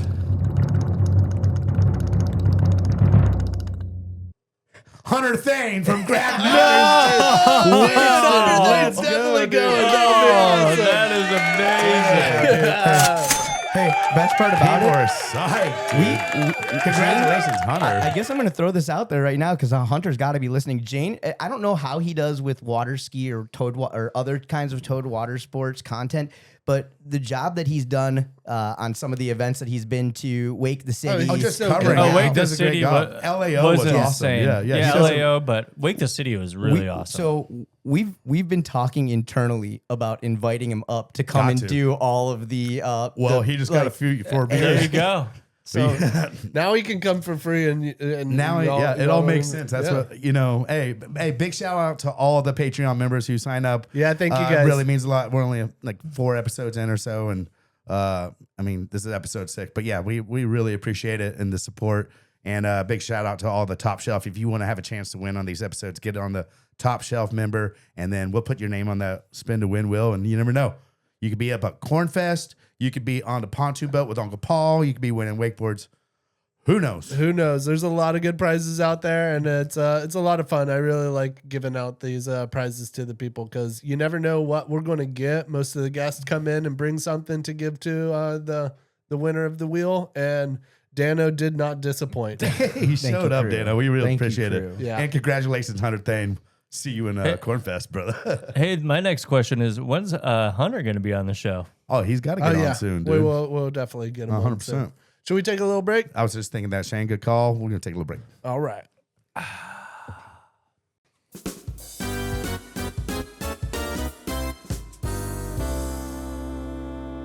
I love that. Thank you, Ruck. I love that. Yeah, we're back. I'm keeping it here just because we'll keep on doing the halftime just because Shane loves it so much. But What, the little break? I love it too. Hey, A little break? before something that I've been thinking about since this conversation started is, Dana, when you re-explained your second concept for Feet on Fire with it being The a figure islands. 8 just around islands. Yeah. Like, really, the difference between that and normal Feet on Fire is basically the difference between 8-minute abs and 7-minute abs. It's kind of a good point, right? It's the same idea, but slightly better. Ruckster, if there's anything you need to know about me, it's just about the experience, okay? Things can be similar, but it's the experience. You It's know? experience. So, Yeah. All right. Well, hey, let's get into a couple little Patreon questions to join us back after a little halftime. And big shout out to all the Patreon members out there submitting a couple questions. We have a question from Sean Dishman and RJ Flake. So shout go. out. You know, say thanks to y'all before I Did they forget. ask the same question? The Literally? exact not at all. I don't really know the backstory on this one, but this comes from Sean Dishman. Dano, have you ever shaved your head? When and where? And how about your eyebrows? Yeah. Sounds like a loaded question Yes, to me right yes. there. Thank you. Thanks, Sean Dishman. Thank you, Sean Dishman. I'm actually getting close to being ready to just about do that again here pretty soon. Eyebrows again too. You know, if we could raise another $10,000 for charity, Is that I what you do? would Locks for Love, or So what is it? Ruck was in on this too. In 2008, we were in Wisconsin at the Nationals. Wakeboard National Championships. It was our hometown stomping grounds. Just about 5 years after a good friend of ours had passed away from leukemia, and I had long hair for a long time, and probably ego based too, a little bit, you know. But whatever. I was ready to cut my hair, and I showed up at Wakeboard Nationals on day one, and I'm like, all right, guys. If we can raise $5,000 this weekend, I'm going to shave my head bald and donate my hair to Locks for Love. And so this is when Nationals would start on a Wednesday and go through Sunday. And so by Thursday afternoon, we were at like $5,000, right? Oh, it's getting snipped. Okay, so the pros are showing up on Friday for the quarterfinal round or for qualifying round. Anyways, by this time, now I've seen that we're hitting my goal early before the pros show up, Real early. So I go, all right, guys, if we hit $10,000 this weekend, I'm gonna shave off my eyebrows. You didn't think to set the bar a little higher after you already got to 5,000 by This Thursday? is in 2008, and it's a lot of money. That's a lot of money now. Yeah, but it's not like that. I mean, it's kind of the same as today. I It's not like that much. never saw it happening, and I thought it was just such a huge amount that if it did, it was worth it. Anyway, Sean Dishman walks in and he's like, "Hey, you're shaving your head and your eyebrows this weekend." And I'm like, "All right, cool." He goes, "Hey, no, for real." He's like, "I've already been down. The top 20 each put in $100, and the top 10 of each put in $500." Oh, dude. Yeah, Dishman's probably put up $5,000 just to see you shave his eyebrows. Rusty walks up to me and he's like, "You're losing your eyebrows this weekend." I had another phone call come through, and they're like, a buddy of mine was playing in the NHL at the time. What'd you dress up for as Uncle Fester? Yeah, no, it was emotional. It was emotional, and when it actually all happened, I just would wear, during flat bill era, big hats, and I would just wear a hat. Wear it super low, huh? Real low, right over my. That's pretty melon. awesome though. Raise 10G for. You put money in. You had to. Dishman made you. I probably did. You probably don't remember. I but did. that for I a share did whatever anymore? Dishman said back then. Yeah. You know. Yeah, he made everybody do that. So, anyways, Rusty took a shot at my head. Phil took, I think, because Rusty and Phil were doing well or something like that, and they put in some extra cash. These guys were making sure that my eyebrows were going away. So I remember like I think each I had long hair and cut it at that point too. You Do did. you have a photo? Stacy Zick came in, and That's right. from our childhood, one of Ruck's good friends. She came in, and she's the one who cut our hair off, and then handed the wakeboarders the shears, the trimmers, or whatever. And yeah, Dishman had a thing with shaving heads. Yes, he did. Yes. X actually, Games. Yes, he shaved my head. One at of the X Games. weirdest things I've ever witnessed in my life. Yeah, that was pretty crazy. I shaved my head. Dishman when we were at like after party The standard. at the Standard. That was a weird. At like 3 a.m. Yeah, it was like late night after party, and Best time to shave your head. We What, weirdest and the greatest though. It was so good. It was so good. And I remember we were partying in the room, and we got a call complaint, and a manager and a security guard showed up to the door and were like pissed that there's like 15, 20 people in the room just raging. And they're like, you got to quiet down. And Dishman's like, no, we don't. We're shaving this guy's head. And I had hair down to like here. And the manager seriously looks at everybody and like looks at Dishman and's like, really? And he's like, yeah, we're shaving his head right now. And she's like, can I? And it's like literally runs right over, grabs the shears and just starts going. Whoa, The hotel person that came up to the manager of the place. It was a guy like, and a girl, and they were both in the bathroom shaving your head. Yes, I remember. That's what I'm saying. It That was is so so crazy. randomly weird. Insane how it just turns like that. And then she actually ended up hanging out after my head was shaved, and we found out that she wasn't the manager of the place, but that was her friend that was a security guard at the hotel, and she just liked to walk around with him and act like a manager. And then she was like, this group of guys is like really cool. I'm going to stay and hang out. You keep being a security guard. I'm going to stay here. They It was literally crazy. had the whole thing planned out. It's like, we're going to get in this room of wakeboarders. We're going to party with Rock, them. I almost forgot about that. Like, I mean, So I definitely great. remember it now that you Hey, brought same, it out. But same story. I saw Sean Perry lose his hair like that as well. Dishman's By a loves hotel shaving security heads. guard? No, by Sean Dishman at 3 a.m. See, it's a thing that we've found out. Hey, shout out Sean Dishman for that great ass question and story. We got one more from RJ Flake. Big shout out RJ, RJ, long time buddy. Hey Dano, you kind of talked about this on Grab Matters, but I think he gave you a little bit different question. Top 5 in order of your favorite ways to skim across the water. I think Hunter gave you like options. He gave you like foil, wake surfing. So a little bit different on this one. Top 5 ways to skim across the water. All right. Well, let's just go all time though, because if we're talking about these days, I don't know. I'm all time.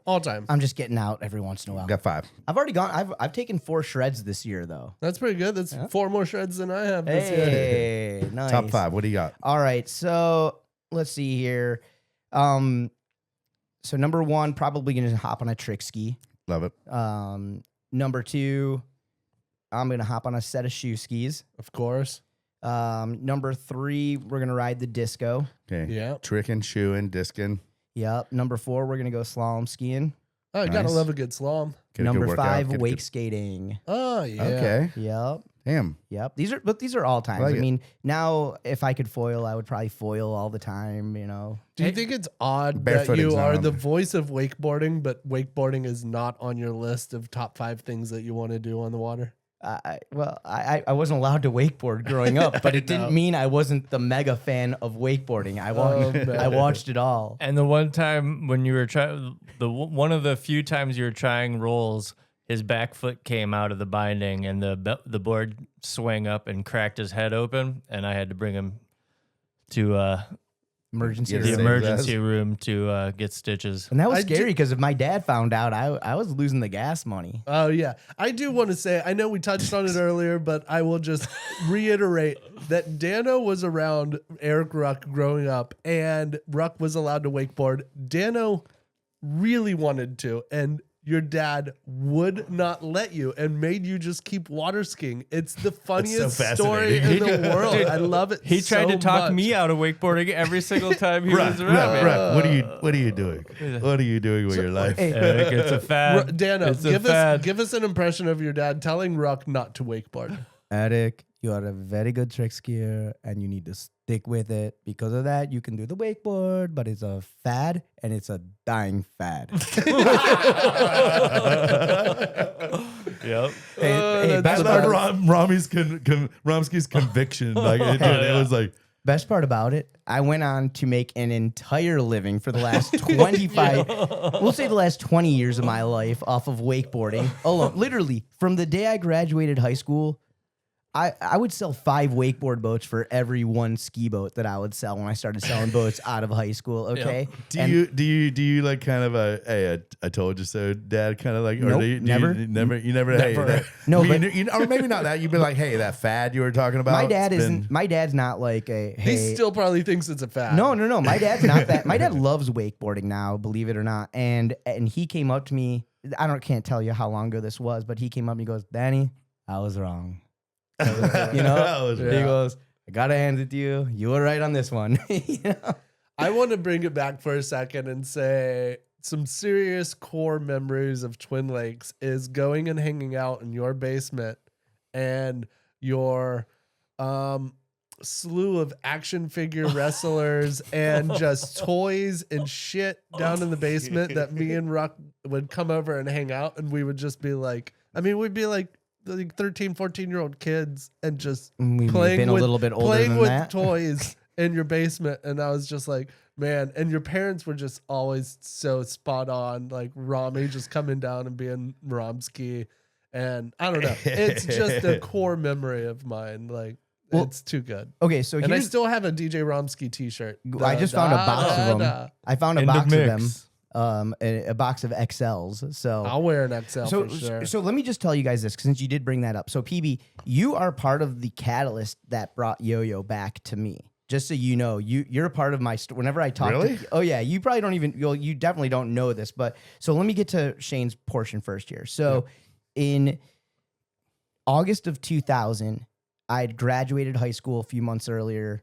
I had the entire summer up in Twin Lakes down at our downstairs basement studio apartment that my parents would rent for us. That Which we call the stank the apartment. stank The apartment. stank apartment. Which Shane is referring to when he says my basement. So I will never forget this. I made plans to move in with a buddy, Paul Weiler. It was going to be September 1st, right after the ski season was over. I'm moving in with Paul Weiler. And I'm sitting in, and I'll never forget this. And I'm sitting there looking at my wrestling ring. I'm looking at all my action figures. And and keep in mind, I'm 18 years old at the time, and I'm about to move out. And I'm like, Do I bring them? I'm like, there is no way that I'm going to be getting away with wrestling matches over at Weiler's house. And I was like, that's it, man. That's I'm kind like, of when it hit you. I'm like, that's it, dude. No more toys. And I put all the action figures and everything. And dude, I still have the huge Tupperware bin. I just pulled it out a year ago, and it's at my house now. This thing's probably got to go for a pretty penny on eBay. I've got a lot of stuff, but I fell back into it now. In the last 8 years. I'm I've not bought surprised. What did thousands of action figures. What did it truly feel like when you were putting them away? Like it was was an like end of an era. But were you kind of like getting a little? Was it a little choked up about Yeah, it? Like, no, that- it was- seemed it was- like end of an era. It was an end of an era. You put your He-Mans away when you were 14 and you started chasing I think I just chicks, lost dude. them all. Yeah, and when I was 18, that was when I was basically forced into realizing that there was other things in life than playing with your own toys. So, but getting to the catalyst. So, in 2011, we're at a pro wakeboard tour in Knoxville, Tennessee. And I'd always carried this yo-yo with me. This is a Playmax Turbo Bumblebee. When I got out of yo-yoing, or when I graduated high school, I was like, all right, I'll keep playing with yo-yos, but I didn't work at a yo-yo store anymore. So I wasn't buying new yo-yos or anything like that. I'll put up the ring, but I'm not putting up the yo-yo. So I always carried one with me, but I never I was not in the scene like I am now. I wasn't learning new tricks. I wasn't buying new yo-yos or anything like that. But every once in a while, I'd hop on YouTube and I'd try to learn something, right?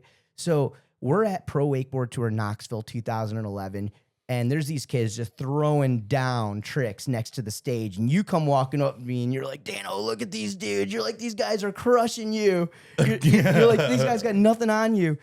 So I grab my yo-yo out of my bag and I jump off the stage and I'm like, walk up to these kids. I'm like, dudes, I've been playing for 15 years. What am I doing wrong? And they look at my yo-yo and like, bud, you're on ancient equipment there. You need to step it up, And So you got a technology level kind of. let me give you an example. And that was all because I said these dudes were sick. Let me give you an example. I was still wakeboarding behind a ProStar 190 while everybody else was on a third generation X-Star. Okay, so anyways, I found out about the new Great level analogy. of. Yeah, I really love that analogy. I mean, it hits home. I can get it. I'm like, yeah. I think it's a horrible got to go boat. with the crew. So, anyways, these kids were like, you got to go home. You got to go buy some new yo-yos, whatever, new technology. And anyways, I went home and probably nobody heard from me for about 3 weeks because I got back Dano into okay? yo-yos. Yeah, I spent all of my announcing money on buying all new yo-yos and everything like that. And here we are 15 years later and about 2,000 yo-yos more. Damn. And Yep. you were once ranked 7th in the state of Florida, correct? Yeah, eighth. Eighth. Yep, exactly. So you lied that day because I vividly remember. No, 7th. I have a gold yo-yo medal, a yo-yo that I didn't receive a medal that day, but I actually had a Well, gold. they don't give medals to 8th place. No, they don't. But I had a gold yo-yo in one of my yo-yo bins, and I just put a yo-yo string around that. I wrote the number 8th on it, and I wore that Nice. thing Sick. around. So, Damn, dude. Well, hey, that's still a pretty big accomplishment, yeah, man. not bad. So, what can I say? Um, Number 9 in Kandama in beginners. I will tell And you, beginner's class? yeah. Is there a master's class? Yeah, there's a lot going on there. Dano, I don't want to blow your mind too much right now or get too much off topic, but I saw The Undertaker today. Come on. I'm True not story. joking. Shane told me I'm this not earlier. The joking. real Undertaker? The real Undertaker. There's only a few people that I if I saw saw the in Undertaker person that today. I would have trouble walking up to and being like, good to meet you. And Undertaker, Stone Cold Steve, they're all wrestlers. Shane really can't say much more. I 'cause he can't signed say it. much Shane more. I signed told it. Parks Shane earlier. I'll signed tell an you more NDA. later. Yeah. Shane signed an NDA. You can't Yeah. really. Yeah. He already kind of broke the rules, probably. Yeah, I definitely did. But You can just say, I saw Mark Calloway today. So yeah, no. So So- I Damn. knew you would Inside respect baseball. that a lot because when I saw him, I was like, damn, that's a fucking Undertaker. Yeah, but so just so everybody knows out there, he didn't do anything wrong here. There's tons of WWE wrestlers and superstars running around Central Florida. Okay, cool. So- It's kind of So- the hodgepodge of Yeah, if you watch the Undertaker's on a TV show that I'm pretty sure they film right here at Full Sail. Yeah. So, Yeah, there you go. fair enough. I There just it wanted is. to let you know because I knew you would respect that more I'm than jealous. most people. I'm jealous. In fact, I don't know if you two were there on this one, but I'm still kind of a little bit annoyed. I'm not mad at anybody here, but like 20 some years ago, all of you guys got to go with Wes Briscoe to a WWE I thing. know what he's talking And- Yeah, I about. remember that. And I didn't get the invite, and I love NIC, but I'm like, Nick got the invite, and he was in the ring and all this. And I guess I wasn't anybody at the time. I was just Erik Ruck's bud. Yeah, who but lived you were with the him. biggest fan. But I was the Future biggest voice of fan, wakeboarding. and I knew you guys all went. And then there was photos in the back of the wakeboarding mag. I still to this day have not run the ropes inside of an Hey, official you got wrestling you ring. got to Dano. go. You got to go over to Busey's ring over at Mike Busey's. He has a full ring set up. It's the wrestling ring from WrestleMania 4. 3, I think. I think 3. Yeah, you're right. Yeah, you're right. 3. That's he And I he already I, knows. I bounced the ropes there because I was the same as you. I have to bounce off these ropes and see because I loved wrestling too when I was little, dude. I think we can it's- make this happen, Dan. It's legit. Yeah, we are going to make Do you this need happen a for do you need a Dano. membership or anything like that? Or yeah, I don't think so. I don't think Busey runs on the membership deal. Well, yeah. hey, I'm in. Yeah, but dude, I hit the rope super hard. Dude, I had like full bruises on my ribs. I tried to do like a fake elbow drop to the mat. It seriously knocked the wind out of me. That's when I realized Well, that's an Wrestling's old real. ring. That's an old ring. Hey, Ruck and I had a wrestling belt when we were kids. Kids, we were like 14, 15, 16 years old, but there was a remember belt. Dano was 18. Ruck, I don't think I think the only time I'd ever won against Ruck was in a hook or by crook type, bad guy type situation or whatever. Some heel. disqualification. Exactly, but Sounds about I can't believe y'all would have fake matches and actually lose to a disqualification. on the trampoline. Ruck, you remember our matches? yeah. Ruckster would put me in all kinds of freaking. Yeah, figure Oh, fan that's leg situation. lock. What was the one? The Regal Press. The Regal Press. The Regal breath. Is that the fuck one is where a you Regal just like press? No, bend them like this? That's the Like, torture rack. No, Ruck would like put me into these moves. He'd be like, "Hey, let me just try this on you real quick." He's like, "How does that feel?" I'm in a lot of pain over here, bud. So, Who's your favorite wrestler of all time? oh geez, I should have known this question was coming. Probably the better Why? question is how many who's action from the figure. era. Yeah, I guess. I don't know. I'm a big Stone Cold Steve Austin guy. I always have Like been. I don't want to get canceled for this, but I like the wrestler Hulk Hogan. What can I say? you're not going to get You're gonna get Canceled. No, canceled. A lot of you're people- I'm sorry, Dan. I don't know. Wrong answer. Have you guys? Why have- don't we go around the room and drop our favorite wrestlers real I like quick? that. I like that. I will say, as when I was younger, Ultimate Warrior, 100%, because Parks was always Hulk Hogan and I was always Ultimate you go. Warrior. Shoot, I'll When kick I got his ass, older, dude. and when Sting came back, Love Sting. when Sting came back and was in the Shoot, you were rafters, In the Sister Sting. rafters. Dan, Hands remember down. when Sting came? I remember watching when Oh, yeah. Sting came back with Dano. Rock, who's yours? I mean, honestly, Sting was one of my faves, but a sleeper fave was his name Chris Benoit? Yeah, Chris Benoit. So you yeah. get in trouble for saying that too. The Ruck. Canadian crippler. That's Yeah, right. no, Chris Benoit was respectable. Like nobody's getting canceled for saying they The Canadian respect him. crippler. Yeah. Oh, you guys don't follow Well, I think wrestling. he killed his wife, right? Yes, that's it. Yeah, people are still angry Yeah, about no, that. he He did questionable things outside of the Questionable rings, things but we're outside talking the about ring. inside the ring. Inside the ring. You I were would- a fan though, Ruck. That's I would true. say, Parks. I would say obviously it's Hulk Hogan, but I'm not going to say Hulk Hogan because obviously that's a shoe. But I would say the American Dream, Dusty Rhodes. There you was- go. there you go. Yeah, that's just my Yeah. thing. I always liked Hacksaw Jim Duggan Yeah. too. Hacksaw, Oh, yeah. when You he'd gotta put like his tongue, Hacksaw. he'd do his tongue. Yeah.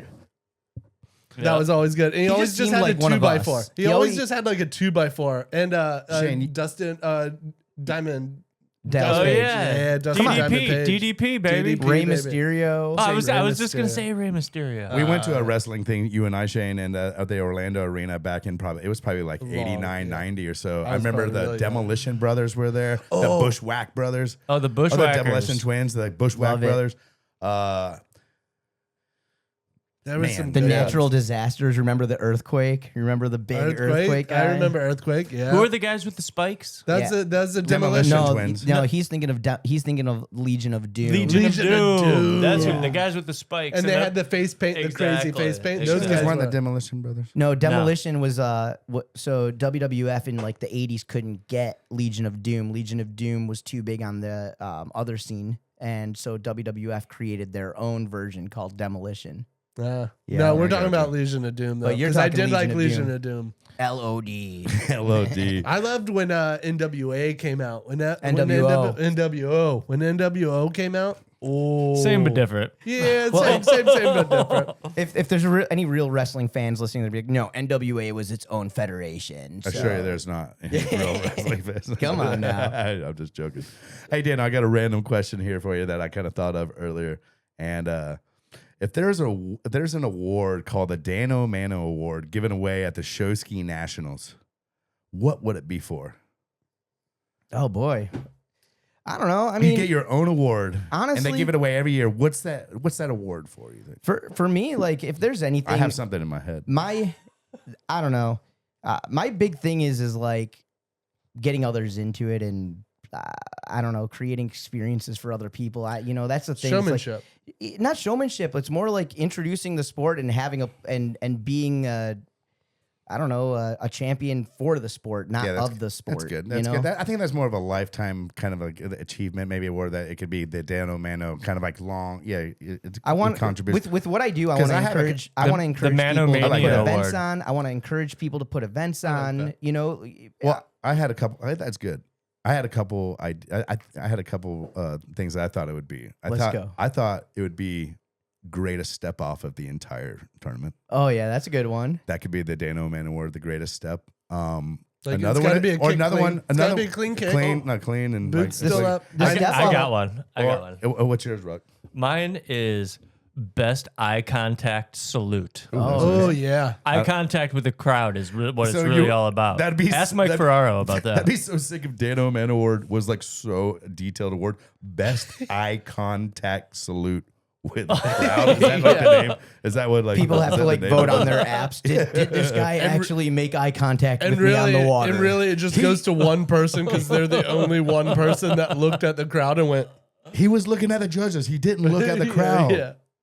No, I always about- like whenever I come up on the stage and show skiing, I always like to like pick that one person and make eye contact with them so much that they're like, So you're "Is not he just looking- gazing, Is you're he like looking looking- at me? Is he looking? Yeah. No, he's not. He can't be looking at me. And then after the Yeah. show, they're like, man, I swear you were looking at me. He's like, I will. It's- I was. No, it's Kinda like it's what- like a thing with comedians that they look in the crowd and the one person that's not laughing, they will target and they'll just go, I'm doing whatever I can to make the one everybody else is already laughing, but this one person's not laughing and I'm getting it. And that's what you're doing for That's it. That's kind of like when my brother's at a festival, but he thinks someone in a band is staring at him. Oh yeah, I've been there. And then he starts telling everyone, "Look, he's staring at me." I mean, in your brother's defense, he's normally the tallest dude Yeah, standing. exactly. You know, I honestly can't wait till we get Mark Ruck on the podcast Oh because my that is God. happening the next think time it'll he's in happen? Florida. Oh, for sure. We'll do a brothers podcast. Yeah, Brothers we podcast. can do that. We Yeah. can do that. Oh, and I can't wait for him. You just constantly being like, Mark, do not scream into the microphone. We can adjust. I'm not. Like, no, Big Muff knows how to talk into a microphone. Come on, I know, guys. but he'll get a little heated after a few beers with me. He's gonna get Maybe a little- greatest announcer for the event. Maybe could be the Dano Amir Award. Yeah, that could be. Well, because now in show skiing, I think it's an overall award between the sound crew and the announcer. Oh, right. So yeah, because the announcer could kill it and the sound could suck. But the Do they funny set thing up is, the- I they don't they think don't set up their own PA and everything, do they? not at the nationals at the home shows they have to. But that would be a good award. But honestly, I don't 'Cause know that a lot of show skiers even know that I do what I do after all these. It's so crazy. No, yeah, man. I was shooting from the hip on it. Yeah. But, you know. No, but it's good. It's an award that deserves to be given out, and there should be more awards like that throughout an event. Like it's not just let's crown number 1, 2, and 3. Let's give some other things out. Like let's give, Yeah. Some specialties. some specialty awards that I think, people. Well, can that's what strive that's what we do. Like at a lot of our contests we do. No, I know. I a can lot tell. of like I love it. objective or subjective awards like that. We do best for best step off for feet on fire, best crash. right. You know? Yeah. So Good call. Yeah, no, it's good. that's it. I got some rapid fires if we want to go into them. I've already got a lot of the answers, but I want to run through a few No, of my rapid fires. there's a great question. Yeah, we got it. Questions Yeah, okay, coming let's up. do it. Let's Sound do a like little rapid fire. Give me a little. There it is. Hey, just hit him with this. No, question. we'll get to that one Braggy, after the braggy, rapid braggy. fire. That's a That long- one's, that could that be a one's long coming one. next. Dano, you ready for the rapid fires? All right, from let's Shane? go. Let's go. Rapid fire from Shane. Let's do this. He's gonna know. Here we go. Rapid fire with Shane and Dano. Favorite water skier. Corey Picos, Favorite wrestler. Stone Cold Steve Austin. How's the Magic doing this year? Ever since Dwight Howard left, I haven't even watched a single game. Really? Sorry. I know. I heard they're doing okay, but that's all I know. I've heard that they're doing pretty good. What number am I thinking of? 13, Nope. 84. No. You 86. get one question. What would you do without Jane? I'd probably be back in 2013. I don't know. Good question. It wouldn't be good. Favorite yo-yo? Playmax Turbo Bumblebee. Well, that's new yo-yo or old yo-yo? Any across the board. Favorite yo-yo? Yeah, Playmax, Climax, Turbo Bumblebee. Turbo There we Bumblebee. go. You don't have a bee noise? No, not yet. Buzz. Oh, yeah. Yeah, we didn't load that one into the mixer. If only you would have known. Who was your favorite rider to give an intro to? Oh, it depended on the era, but I used to love to announce Watkins because he loved how I would announce for him. I'd call him an international superstar. I loved announcing for Rusty. I liked announcing Phil Sovin. Who was the four-time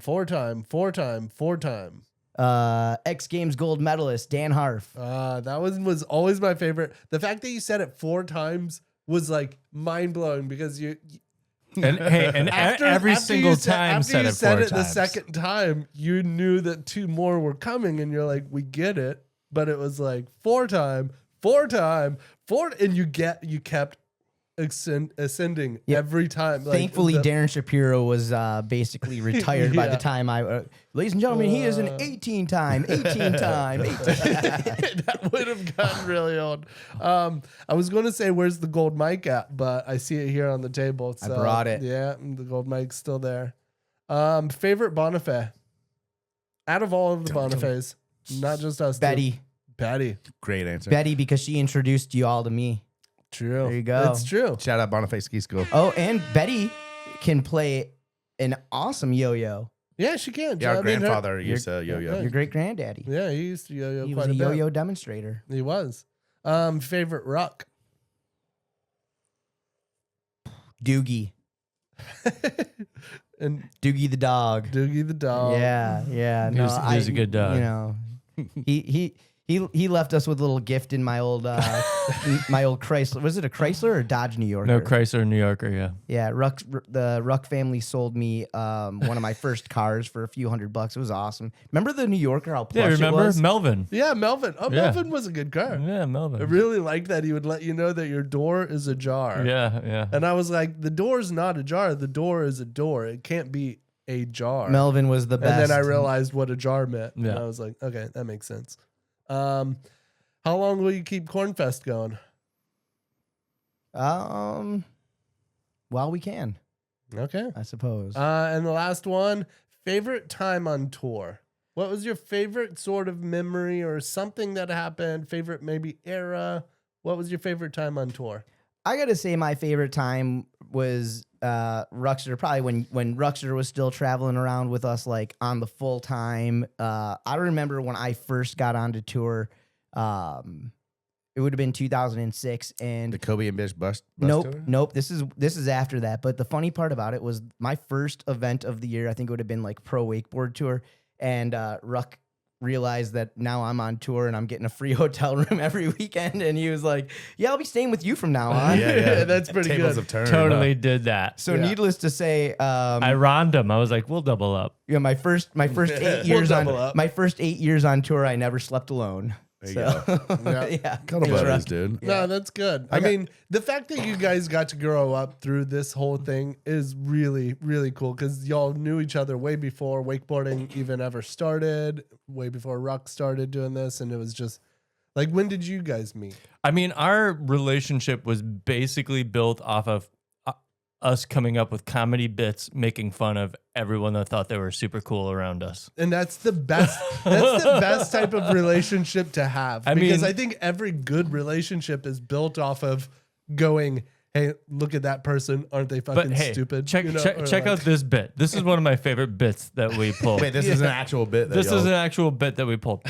So at Aquanuts, there was the equipment, the shed. You know what I mean? That was right down by where all the equipment's stored. This one time, you know, people would go down there and fish. So there was all this fishing string that someone got all knotted up, and you know, it was just laying down by the garage door of the equipment trailer. And then there was like a stick laying next to the string. So we tied the string to a stick and then just dangled it head height in the opening of the door. So people had to dodge around it. And we just sat there and sang, "Wow, would you check out this This mysterious floating this stick. mysterious floating stick?" And we just sat there and we were just so confused on how mysterious this thing was, and it got there.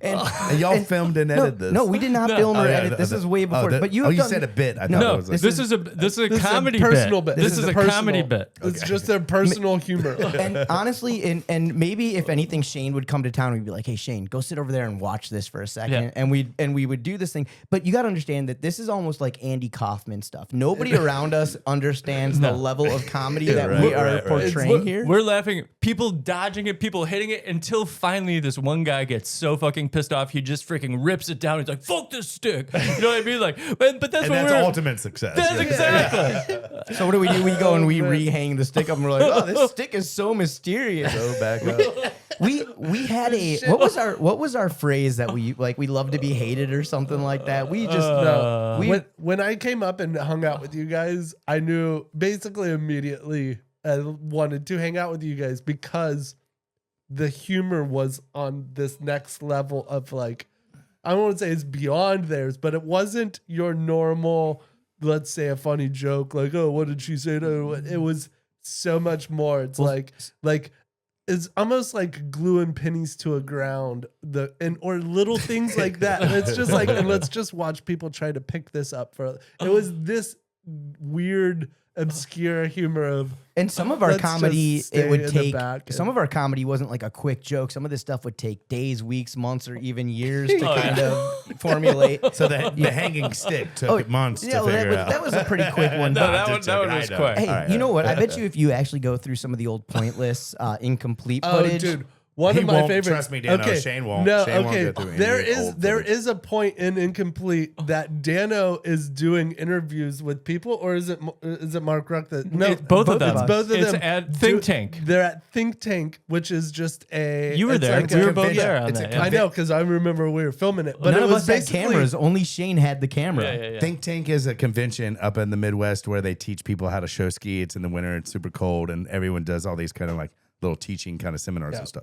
But so Dano and Mark would just walk up to people with like either a fake microphone or whatever, and they'd be like, "Yeah, so how's the day going, Roger?" And they'd like just sit and stare and let him talk, and then they'd be like, "Sounds good, Roger," and, you know, or something. It was just like so obscure. It was just not. It was so odd. Like they Dan would just- Levine was one of the people that was interviewed. Well, in that's there. the one that Levine, made it yeah. into that the made it Pointless movie. into complete. Yeah. It was But like it some was- kids in the hall. It was very kids in the hall, just weird. That the only people that thought this was funny is the three people involved, and that was us three, and Yeah. we enjoyed it so much. Hey, Like, somebody actually talking about Think Tank and like Incomplete, whatever. Somebody just recently came up, a young kid. I was at a contest and was like, "Hey, I just saw Incomplete and saw like they saw me and Eric's brother Mark in it when I used to do the thing where I'd kick him in the nuts." oh yeah, I remember the kicking in the nuts. Yeah, You know, the only reason I stopped doing that was because your brother went rogue. Your brother had his own little bit with it. He would have. Wait. So y'all it's a had bit a inside a well, bit. y'all had your own bit for a while, and y'all would do it, and then he like broke out and like kind of went solo. What he would do, he saw somebody else do this one time because we were taught this bit. Okay, the one where we would, you know, we loved the attention. We would get in the middle of a huge crowd of people, and I would just start unleashing on him. I'd just kick him right in the balls. Mark like Ruck, 10 Mark Ruck, Ruck's brother. Yes, Right? but we had a trick to it so he wouldn't get hurt. You know. Yeah, you can flex your foot so it just hits their butt and not Hey, the hey, balls. hey! You don't. Oh, well. Hey, well, you don't gotta, Easy. easy, Shane. Anyways, You don't gotta tell the you don't gotta tell the whole Anyways, illusion, This man. is 25 years ago. It's true. It's true. It's like a magician. It's like that show, you know, magicians, best kept Yeah, tricks. yeah. But I hate anyways, that one. Mark used to do this thing where he would just drop on the ground and start crying and act as if he was in so much pain, and you just never knew if he was being for real or if because he wouldn't tell me. There was no like, you know, like in Yeah, no, wrestling, yeah. there's like a secret move somebody will do, like they'll scratch their ear which says, "Hey, my neck's not broken" or something like that. Mark never had a move that didn't say, "Dude, you just kicked my balls through my lungs" or something like that, you know? So yeah, that was probably when that stopped for us. Yeah, that makes sense. We're gonna show that clip. Yeah, we can definitely find that one. Oh, you can find that one, Shane. It's already in the video. You don't gotta dig through it. Yeah, I don't videos. know, it's There's already on so the hard much drive. good shit Shane could dig through for in Pointless, and You can say that it about is- everybody, It is PB. like kicking a wasp nest because Shane just has like 3 shoe boxes just of Yeah, DVD just tapes that are so this big. much. But I'm saying, Shane, you just gotta know. open it up and just like start watching, like, and you don't gotta grab everything, but there's a couple hidden gems.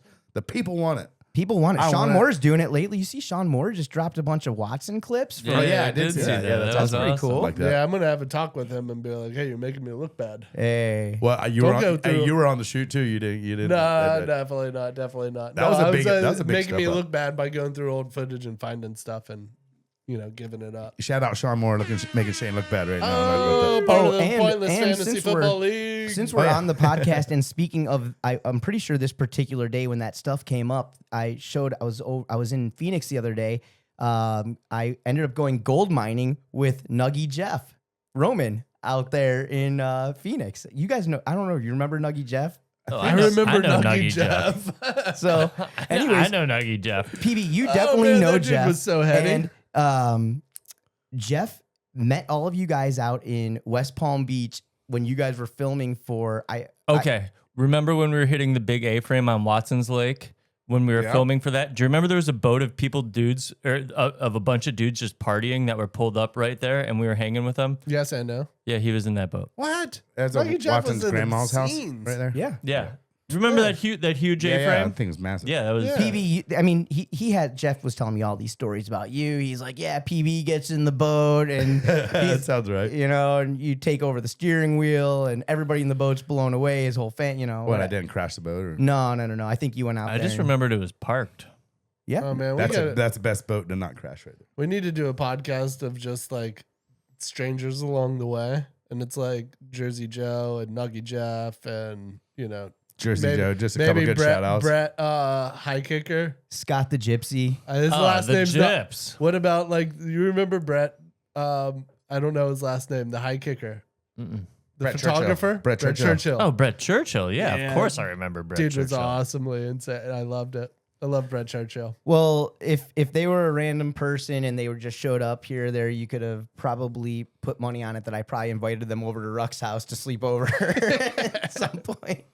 Remember we had Jason Ellis come over after the Tony Hawk That was tour, awesome. and he came over and just started. We We all jammed with him, and we just Well, Wait a played some, minute. like, here's hardcore. what actually happened is we were all headed back from downtown. Ryan Davis and Lucy Block right. and Jason Ellis. Jason Ellis. Yep. They get to my house before we get back, and Davis breaks in my house through a window. Ruck was And not happy. When just so we everybody get knows. back, they're already in our house partying. That's awesome. I mean, terrible, but awesome. Ruck was that's not really happy. good. I actually just recently had a conversation about that story. That's a good one.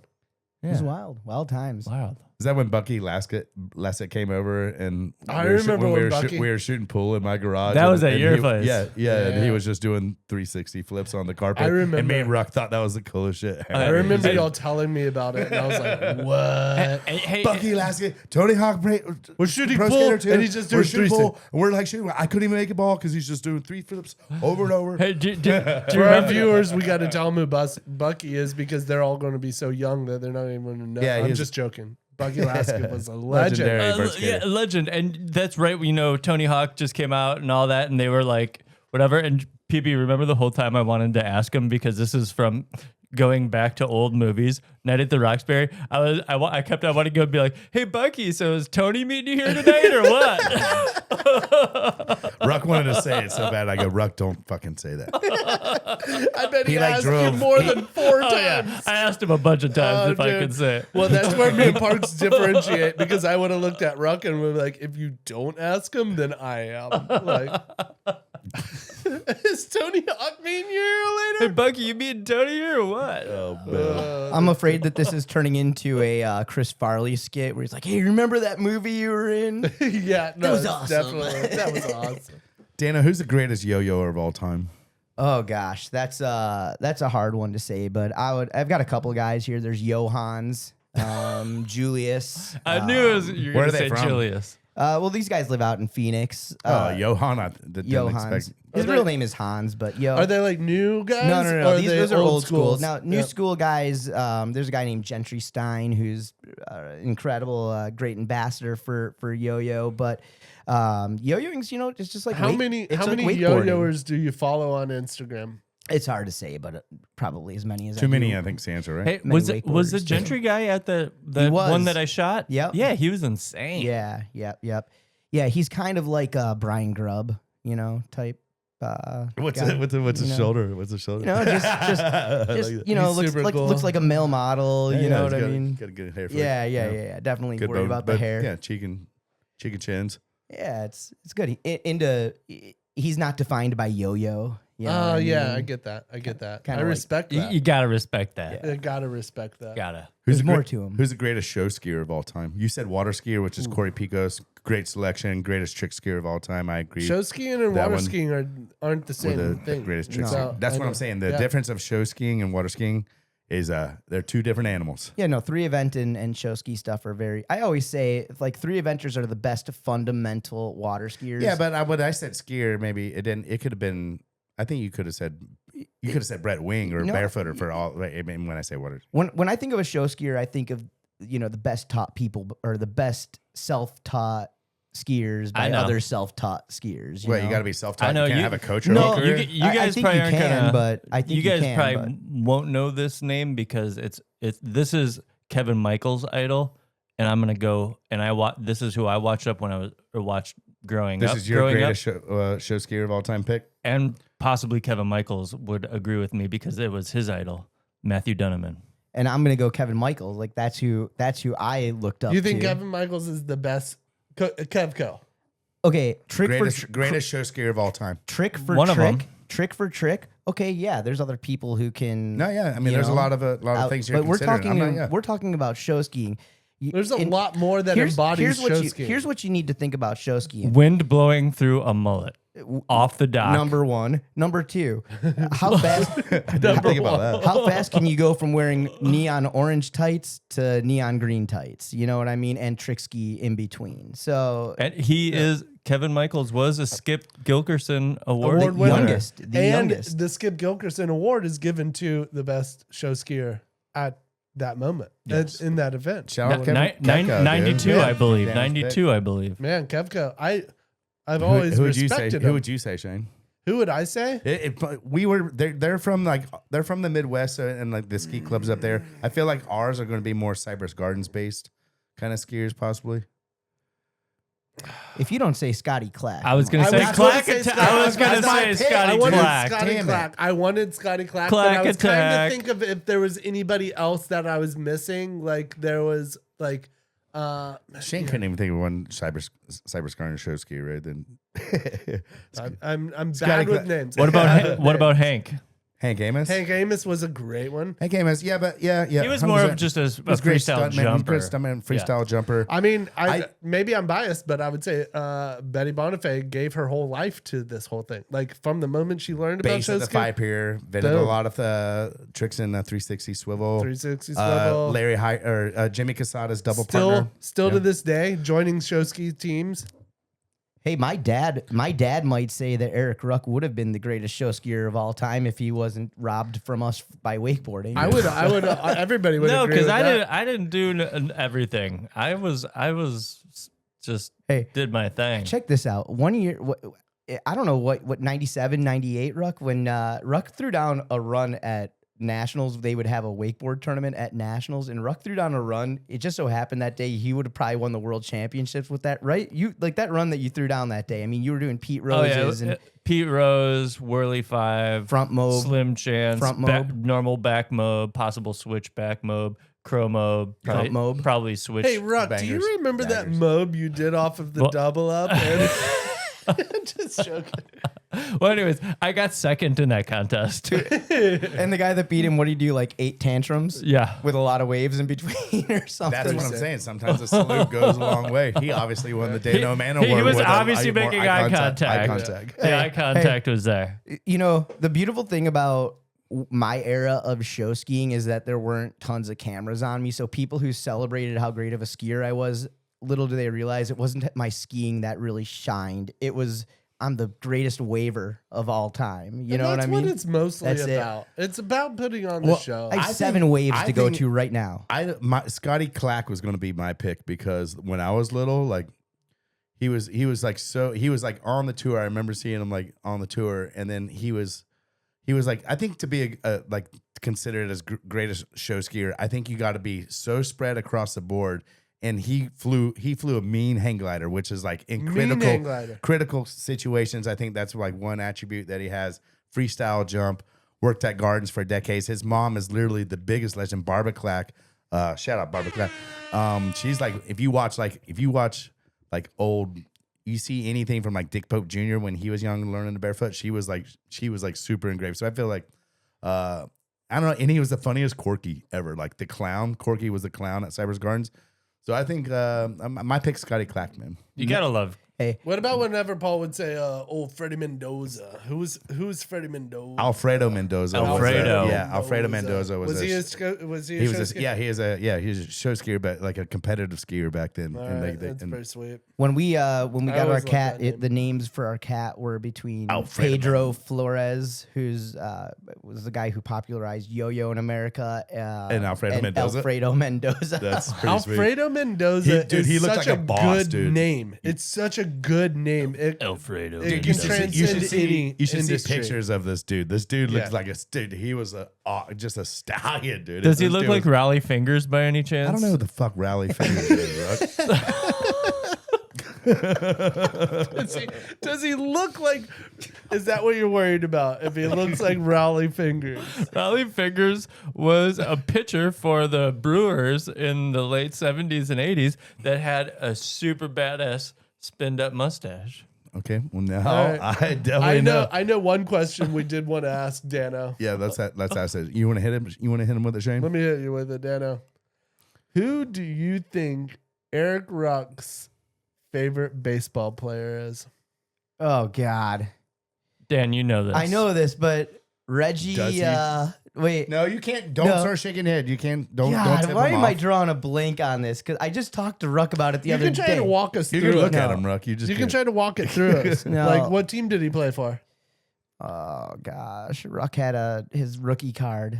I don't even remember Eric. You weren't even a baseball guy. It always blew my mind. I was like, Not a baseball guy. Like, so anybody that has watched our episode from 2 episodes ago With Danny Harfin. knows Yeah. how ridiculous this answer that Ruck gave Well, was. I asked the question. I go, No, I like baseball. I go, who's the biggest influence on your career outside of wakeboarding?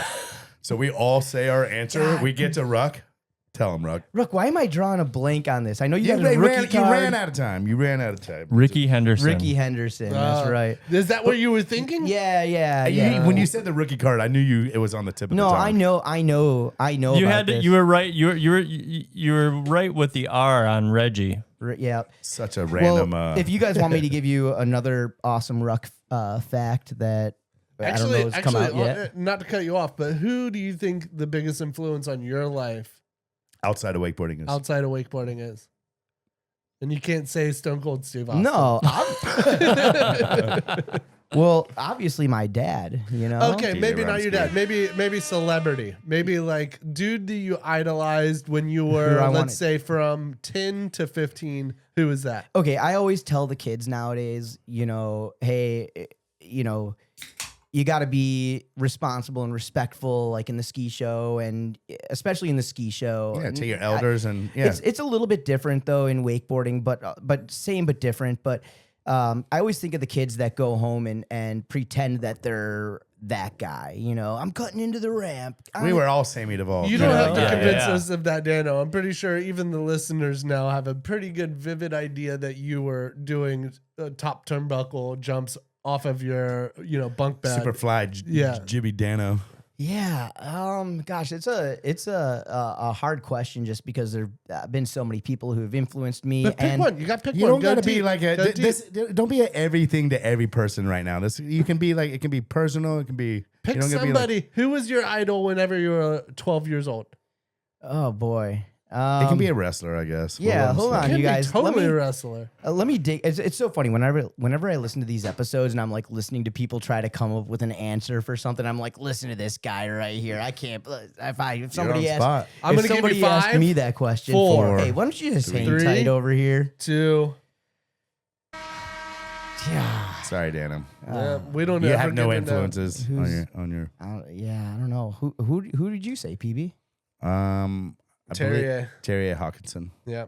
What about the announcer from the wrestling, the guy that was always down right there on the bench? Mean That Gene. was Mean Mean Gene Gene. Okerlund. Yeah, I'm a Mean Mean Gene. Gene You guy. think Mean Gene was Yeah. a big influence on you? Yeah, I don't know. Maybe Bobby the Brain Heenan, Maybe Bobby the Brain Gorilla Heenan, yeah. Monsoon. Obviously, I learned my entire craft from watching tens of thousands of hours of wrestling before What about the year Ric Flair? 2000.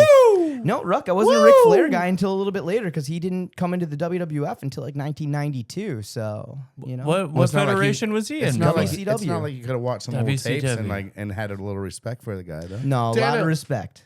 Where's those stickers at? Did you put one I on the board yeah, I yet? put them up on the board. Oh, okay. Yeah, Where did it go? I put One Put down Wayne there. down there? No. There's a reason though. I threw Oh, you one. threw one right yeah, there. I threw I one like right that. there because it's touching performance ski and surf and feet on fire And double or nothing. and Double or Nothing. So I've announced Double or Nothing many times. Helped co-found Feet on Fire and worked at Performance Ski and Surf. So a lot of meaning there. And then down here, I am touching the Lake Lovers Club sticker to an old Nevin sticker. Oh, nice! I like that. That was that was an old handle sponsor that Yeah. I had back Right, in the day. which was a company that a guy that was also an OG Aquanaut, Garrett Adams, Yep. started. And big shout out to Garrett Adams because over the weekend I was announcing a wakeboard contest and I couldn't go test drive or purchase my new boat. And Garrett went with Jane, drove an hour and a half and picked up a new 17.5-foot. Damn. Not new, but it's for us it's new. We just got a 1997 Ski Nautique 176. Damn, hell yeah. I saw you send me a photo of the thing. The thing looks clean. Yeah, because I don't want to get you in trouble, PB. This is 1997, but when we opened up the glove box, there was a brochure, and you were in really? it. Yeah. Did you guys know that? did. Yeah, I rode for Nautique for like one year. Actually, because I think Masscraft gave us a boat and we got a wakeboard with it. And then when I got like kind of good at it, I was trying to get like sponsors. And this is after I won the Worlds. And then Mom actually asked, we were dealing with Skip Gilkerson at the time. And Skip actually told us at the time that wakeboarding was a fad. And like That's probably where my dad got it from. Because my dad and Skip were buddies. Yeah. Where do you think Skip got his creatine? That is 100% exactly. Where do you think Skip got his creatine? That is 100% where Romsky got it from. So Yeah, he was juicing the creatine. Let me tell you, this wakeboard thing is just a fad. so they said a fad, and then so I wrote. No, for he Nautique for called 1 them year, and Rami. then- Rami. Yeah. Nah, it's good stuff. Yeah. Yeah, man, that's wild. It was definitely surprising to see your photo in that brochure. You know what's funny? That photo that they used, it was that was on Lake Haynes, and that was a Doug I think it was a Doug Duquesne shoot. Yeah. Did you get kicked off of the brand because you hit the ski ramp at Masters? Or? No, that was years later. Not that could have been too far after. Maybe they had some like. No, it was years after. It couldn't have been. I Maybe they watched had you some do good- it on ESPN. No, when he's wasn't talking about 1997. trying to get sponsored by Mastercraft, that would have been in like 94. Oh, yeah. And then we Wow. probably were sponsored by Mastercraft in like 97. It might have been actually 97, actually 98.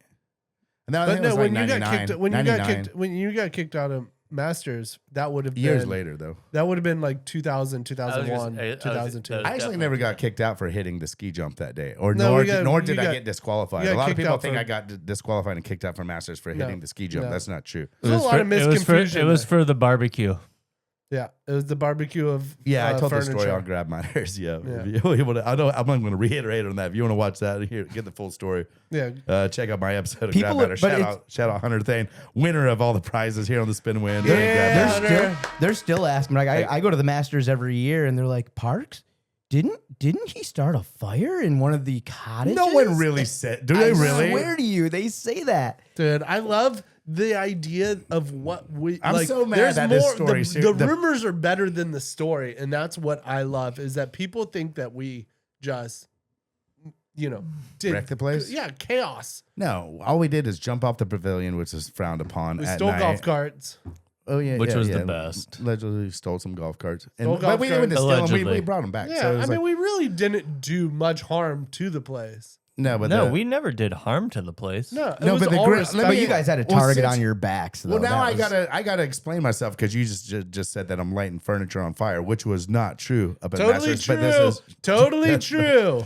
Hear me out. No, I'm just joking. It's no. not true. Okay, I'll keep it quick. We had a party at the house, and someone was leaning back in one of the wood chairs around the table, and it actually broke, like fell out of the chair. The whole chair went into like little pieces. So someone along the party, like a couple hours later, someone took one of the pieces from the chair and put it on the outside grill.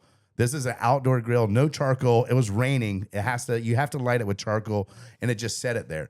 Security came in the next morning and like took a photo of this piece of wood sitting on this An like unburnt unburnt piece of like piece of wood from the chair sitting there unburnt. And then he takes a photo and he goes and shows it to all the officials. I show up to the contest and they're like, "You're disqualified." I go, "What?" I go, "For what?"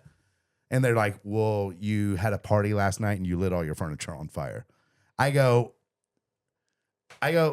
"You don't want to like see my side of the story before I'm disqualified for the event." So I told them what happened, and like they looked at, they know the photos, and then so they ended up letting me like ride that one. Yeah. And I think that was when I tried to hit the jump again out of spite because I was kind of out mad. of spite. I think I fell out on of my spite. I And think you know I fell what on my I first love pass. is when you do things out of spite. Out of it, spite. kind of happens. Hey. I think I was like, Cornfest. I think I All was the up- best stuff. I think I All was the upset best. going into it, and then I fell on my first pass, and then that's when I tried to cut for the jump, and I falsely accused Travis Moy of pulling away on Grab Matters, and it wasn't crazy why how you the need mind Brandon thinks, but Meek it at wasn't the wheel, right?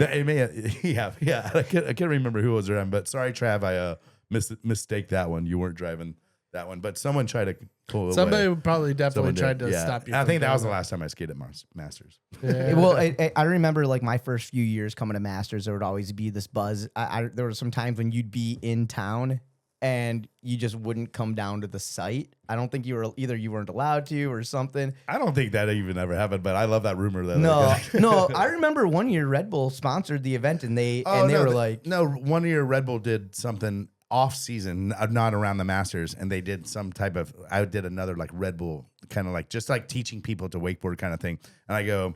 They're all, it's at Callaway Gardens. I go, you got to run this by Callaway Gardens before I go up there and do anything. But did you think that your Polaroid Infamous. was up on the wall? Yeah, like, like a big don't let wanted this poster. guy. Yeah, huge wanted poster. Don't let this guy in.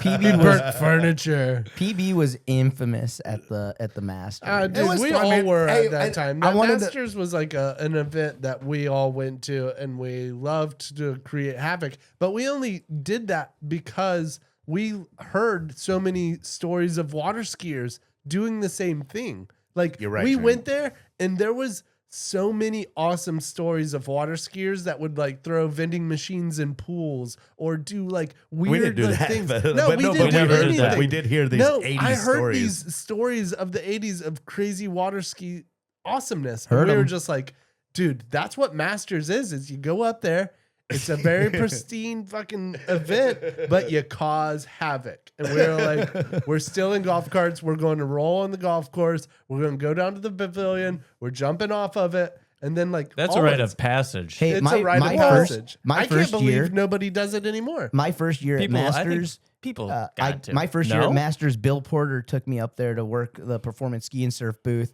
So I'm working all day, and now it's time. We close up, and he goes, "All right, go have fun with the guys tonight. Don't get arrested." And that night, I think Chad Sharp and Danny Hart. Yeah. I want to let everybody know right Well, now. Not everybody, mostly La Familia. When you go to Masters this year, it's here next week. Next No, I'm weekend. leaving tomorrow.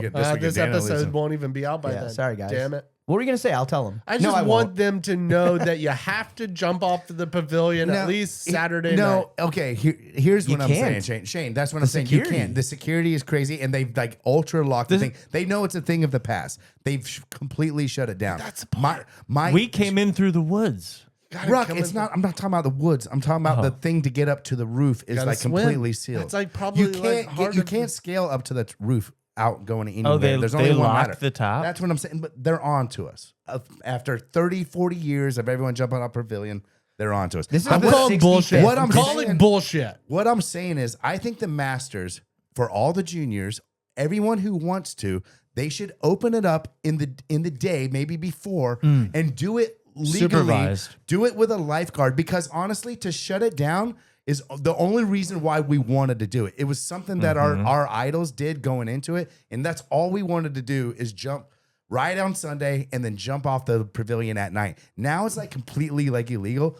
I'm just saying it's such a pastime to everyone who the Masters a means rite a of lot passage. to. It's a rite of passage. I think that they should like during the day, anyone who wants to sign up and jump should be able to like jump off the pavilion every Masters. It's a staple. I know it's frowned upon. We've done it probably illegally at night. It's way more dangerous at night with no light jacket or Statute anything. of limitations. But open the back up. Come on, Masters. I think if let the kids anything- jump. Let the kids jump. Let the kids jump. I think it needs to be like, hey, we did lock the trap door to get up to the pavilion, but we also hid the key. Well, do you remember? I mean, that's how Nautique's down with that. that's how we would get the golf carts is during the Yeah, day. you'd steal keys from the Don't golf tell carts. them the secret. Okay, No, sorry, you got sorry. to. That's how these kids are going to learn the stories, because we don't go up there and tell them. You Sitting know, around a bonfire. Hey, you know this is gonna be. The few thousand people that are listening Jeez, to the guys. podcast. Yeah, You know this no. is gonna be the Text the kid. 19th. Tell them, but you don't tell them on Hey, the podcast. This is gonna be the He's got a 19th point. time that I'm gonna announce the Masters. That's really awesome. Yeah, I think I calculated. that's an Is accomplishment. that going on to its be own, the Dan. 19th? Let's go, Dano. 19. Just some show skier from Wisconsin announcing the most prestigious traditional water ski event in the world. I love the Masters, man. Some of my favorite times competing and some of my favorite memories, honestly, were up there. I love everything about that contest. Hey, The good and the bad, man. Hey, peeps, when you were at the Masters and you looked around and you looked at everyone that was out in the crowd, what word came to mind? I know what he's thinking. Champions. Champions.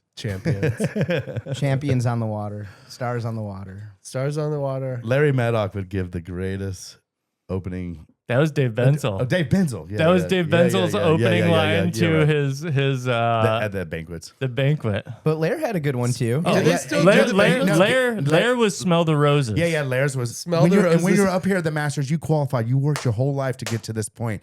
And when you're up here and you have that jacket on, he goes, sometimes you gotta walk around, stop, Take time. look around, and smell the flowers, smell the roses, because you're at Callaway Gardens and you made it. You are a champion. Do they And it do was the? like, do dude, they it still hit- do the it banquets? hard, It dude. hit. Do they still do Yeah. the banquets and stuff these days? You gotta ask Dano. I don't know. I imagine they do. It's not the same though. So Oh, man. well, first of The all, banquets were the I'm one of the hosts of it, and you know I don't own What's a your- tuxedo. what's your You're no slogan? Dave Benzel, dude. No. What's your slogan? So my first year, the first year that Dave Benzel stepped away from emceeing the banquet and they had me come, that year I went to every thrift store in Orlando and I found a tuxedo. I found all these like nice clothes. I wrote like a 2-page essay. That's pretty awesome. I wrote like a 2-page essay, and I just announced the entire Masters, and I get up in front of all the skiers, and I'm like scared out of my mind. All your Oh idols. yeah, Yeah, dude. Like that's cool. and so it was crazy. It's wild. I still can't. That's like one of the things I just cannot believe that. Like, first of all, I ever announced the Masters. I can't believe I made it past my first year at the Masters, and then to say that here I am, 19 years. I've been to like 21 Masters now. This growing up, Ruck, right? This wasn't even a thing we even knew about. Oh, and when Scotty Ellis came down from the dock and all the little children of Ireland came down. He does it better. And he rode 16 boys. Was it Des? The Masters and Des. the champions on the water here at Callaway Gardens. It just doesn't get much better than this. But when you talk about champions, there is one champion over the years who has stuck out so much, and that would be one man who goes by the name of the Rocket Man. That's damn good, Dano. You got That it really was good. the Rocket Man. Oh man, hey, Watkins taught me a lot, you know. let's do a little. Let's switch it up right now. I got a little bit of I got Oh, I like five. this. I got closest to the pin trivia with Ruck and Dano only. Okay. Oh, jeez. So this is about How do we go? No. So the way this is going to work, these are hard questions to get right. So the closest one to the right answer, Shane, yeah, you can do I a can little. try to make a note. But the have closest a one to pen. the right answer is going to win. These questions are about Who goes first? Chicago and the Midwest ish, and Florida. You boys are from the Midwest, and your boys Okay. We're from the you're- Midwest, lived in Florida longer. So I got 8, and there's only 5 of these. Whoever's the closest, you get a card every time you win. So how is it like a scramble to answer? No, you or- both get it. You're good question. You're going to alternate taking the first guess on each of these. I'm the guest, so I get to go first. Yeah, you get to go 100%. first. All right. Okay, you ready? Oh, hey, peeps. What's up? Yeah, Brewski. Yeah, dude. Yeah, Brewski. I just want to be ready for this. No, you got to. I'm drinking some Dr. Pepper. Yeah, Shout out take- Joey Bradley. It's a nice koozie you got there. All right. All right, Both first of, question. both of you get a answer on this. You ready, Dano? Here's let's here's go. the first question. What year was the Chicago Bears created? Oh, damn. 1958. Ruck? I'm going to have to say 1913. The answer is 1920. The Chicago Bears were created in 1920. Erik Ruck gets the. I don't think so. Are we? If this No, is this is Price a is Price Right? is- no, we're definitely not fucking Price All is right, Right Ruck, you right take now. it. Yeah, 100%. Closest to the pin was the rules. Ask a sport ball question to two guys All that right, haven't so we're clear watched right more now. than 5 sport Erik ball Ruck, games ever. off to an early lead right now. All right, so Ruck gets to answer this one Yeah, first. Ruck's going to answer first on this one. You ready, Ruck? Let's go. Sure. All right, here we go. Get that music. What year did Wisconsin become a state? 1853. 1868.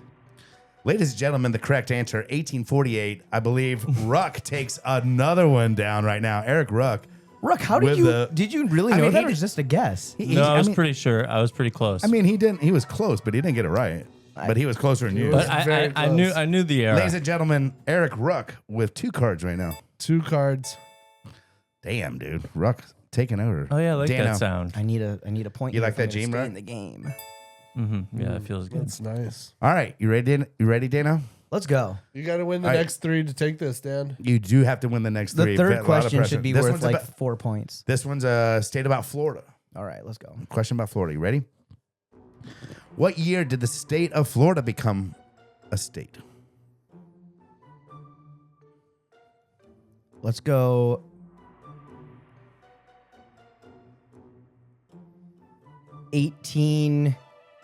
1806. Interesting pick. Interesting pick. Florida's one of the oldest state. The oldest. 1792.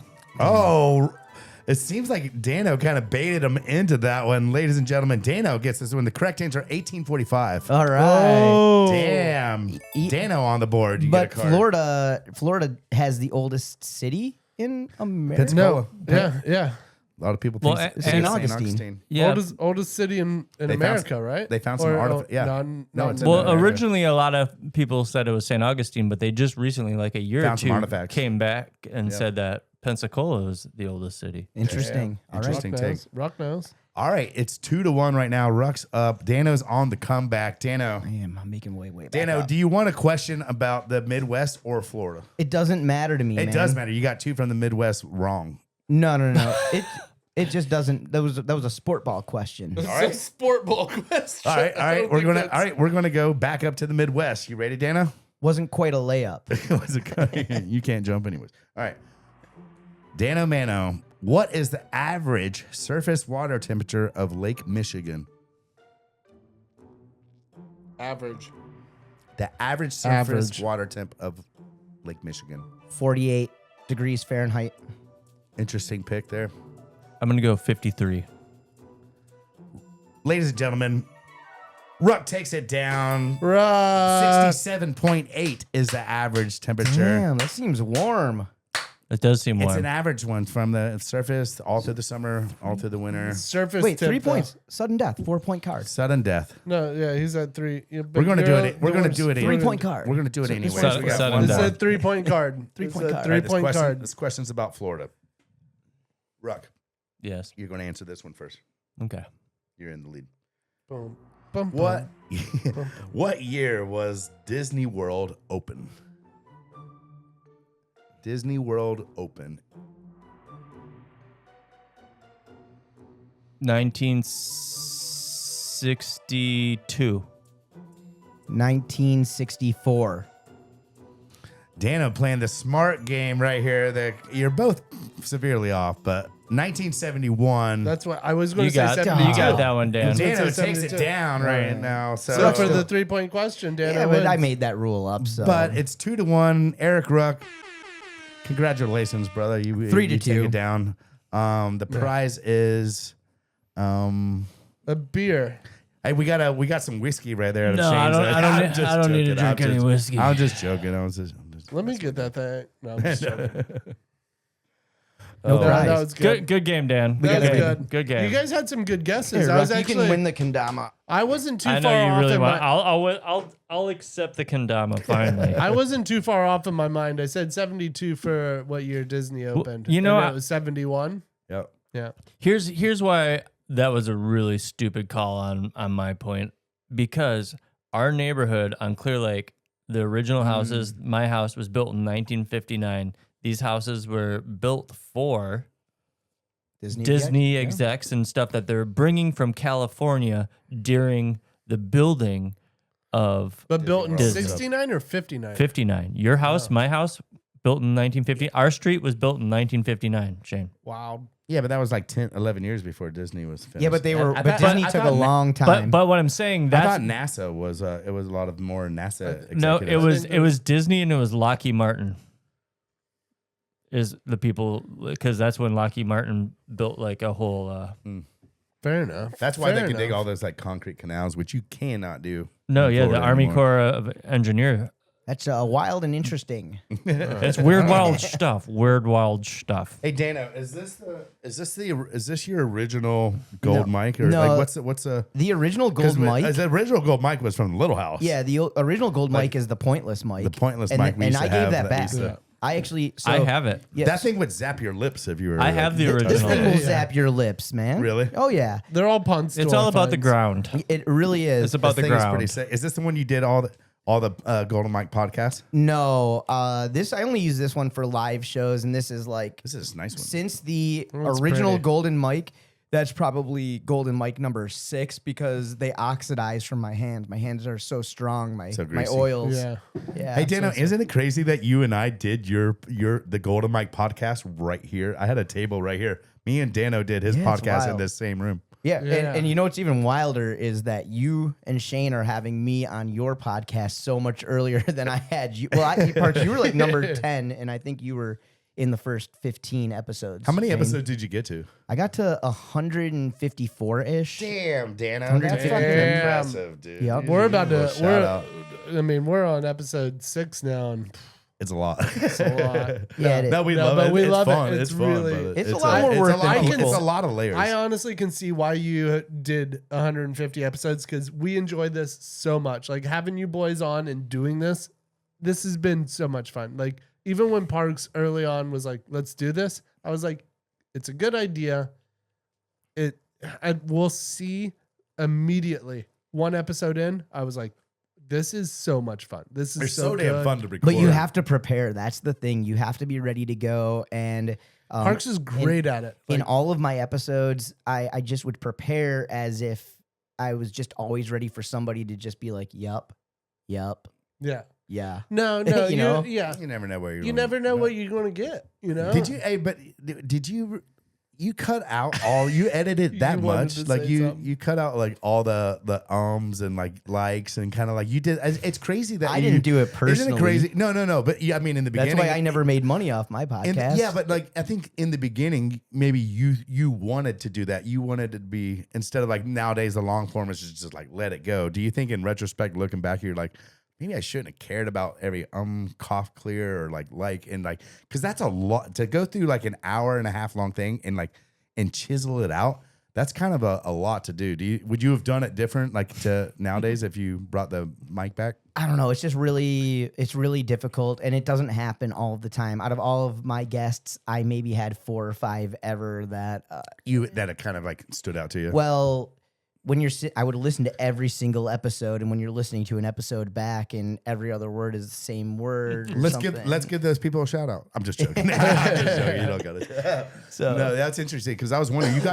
You said you almost got to like 150 episodes or over 150. over 150. Yeah. Damn, that's so impressive, Dano. That's a lot. It is a fucking work, lot. dude. Like, So I much think work. Hunter's gonna do it. I think Yeah, Hunter's he's gonna on do good it. pace. Hunter, dude, they do so good on the Grab Matters. I love what Hunter does, and I'm so glad that he's a winner of the Patreon Spin to Win. Let's go, baby. Dan, how many farts did you have to scrub?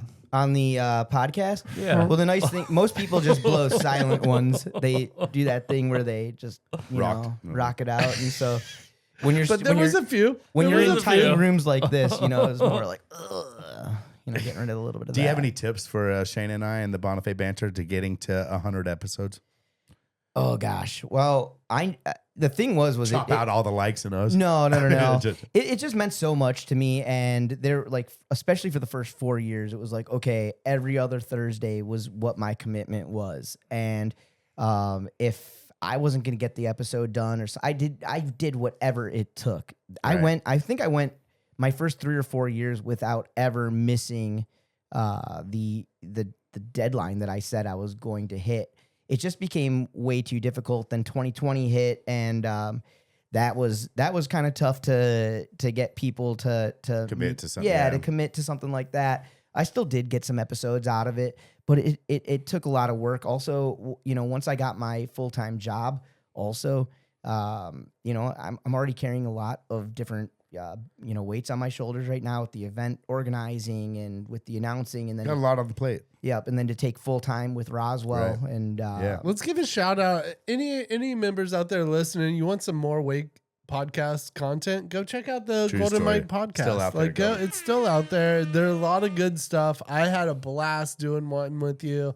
I mean, I thought you were great. I thought you were really awesome. You're such a interviewer, entertainer that it has a moment. It's I had really a lot of fun doing it, and I think that people should go back. That's the one thing I do pay. I pay a bunch of money every year to keep everything alive and to keep it on Yeah, iTunes. I think it's so and good. My Like- website up, and I just want that stuff to live forever. I'll probably put it on YouTube at some point. But I had so much fun, and I would get creative and do all these different kinds of episodes. You know, some of my favorite things that I would do is around 2015, I started traveling a ton internationally. So We want to do some of that. We want to bring the mics somewhere and do So offsite. I would do these things. I would call them event casts, and I would just whoever's standing next to me, I would like pop on and be like, "All right, guys, I'm sitting here with Dean Smith. Love What's it. happening right now?" And Yeah. and then I would pop up. I remember one time I'm in like Korea, and I'm like, "All right, guys, it's 8 a.m, and I think I see Chad Sharp drinking some soju over there." And I'm like, good. but you know, in Chad's defense, we are literally traveling around the world awake all freaking night. Probably just landed out here. and- Yeah. and also they have it in vending machines, and all the locals are drinking it too. So yeah, it was wild. But I would, you know, just talking about what I saw and all the wild different stuff that was going on. I loved the event casts. If you actually go back to some of my episodes, I used to do this. I'm gonna thing. watch one of those. No, you can't watch. I only did Oh audio. yeah. So I had these things called audio montages, and I would go every event. I would be at a different event every week, and I would do a quick interview with every podium finisher. You know, and I so love that. yep. So you can go. It's the original wakeboard podcast. Yeah. It's the thing is crazy, and I've said this before. Bill Porter literally told me in like 2006 or 7. I was still working for him at his shop, and he was like, "Man, you need to start a podcast." You remember? That's awesome. Bill knows. Bill knows. Yeah. Hey, it's crazy how many guests we've had on that worked at performance. I was just I thinking know. about it the other day. Now, we started off with Brian Grubb, yeah. performance employee, and then we had Joey Maddock, Maddock. Yeah. Now performance Dano. employee. Now Dano, and I don't think Uncle Paul worked at performance. No.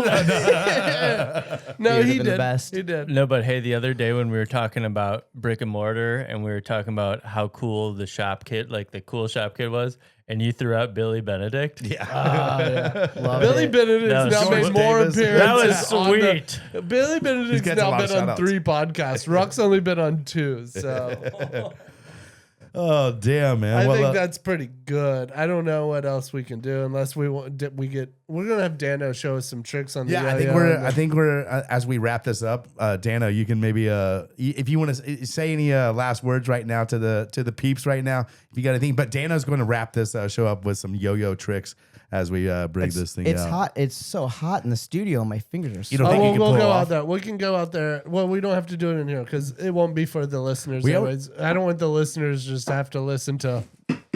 No, I've got shtick. I want a couple yo-yo tricks. I'll give you guys some. All right. Well, You give the people. We've seen it for years. I want to bang it out in the studio. Right We here can in a film it second, over dude. there. Yeah, we're gonna film it. We're gonna give them All a- right, we'll put it The behind the, audio scenes. guys are the only ones that are in here. We'll bring the YouTubers over there because that's why you got to come in and subscribe, watch our YouTube podcast stuff because it's not just us talking. You get a lot. Yeah, of we get a lot of video. good visuals and Yeah. got some good photos coming.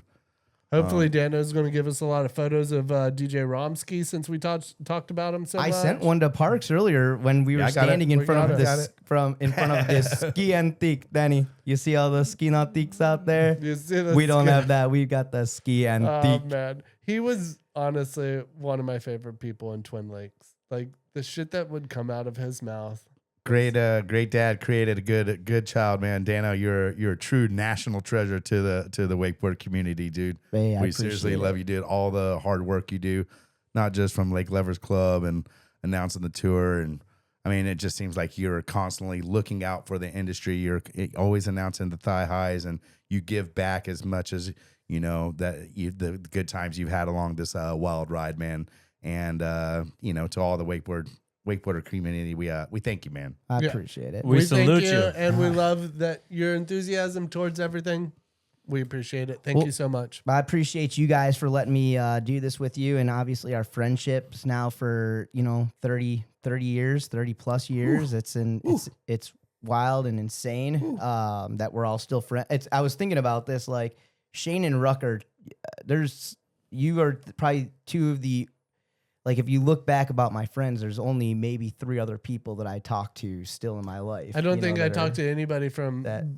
Like even high school friends or whatever from back then that I still talk to, and you two. You gotta cherish your old you friends. two are my good set. Yeah. 2 oldest friends. So, and PB, dude, it's always been good, and you've always taken care of me. I want to wish you guys good luck on this, and hopefully you keep this thing going, because I've already been on the road multiple times this year, and people are amped on this. They're digging it. We love it so much. It's so much fun Thanks, to walk when we go around and hear people talking about it.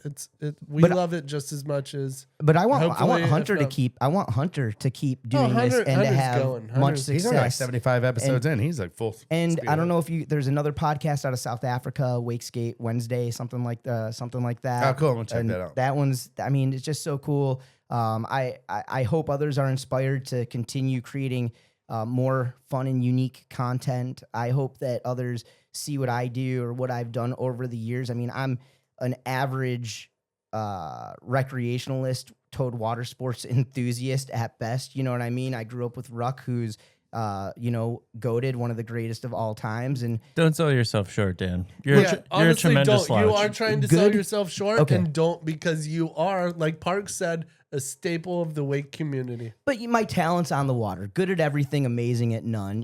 Got a better step than me. Hey, that's Hey, Dana, do you that's have just Dana, icing and sprinkles. Do you think if the time is right and life changes and your schedule kind of like de-evolves and kind of, do you think you'll ever pick this thing back up and maybe get the Golden Mike podcast fucking fired back up? I have 20 in addition to the one episode I have in the can I need to just release. I have 25 ideas for episodes written out. Love it. They all contain Ruckster. So So do ours.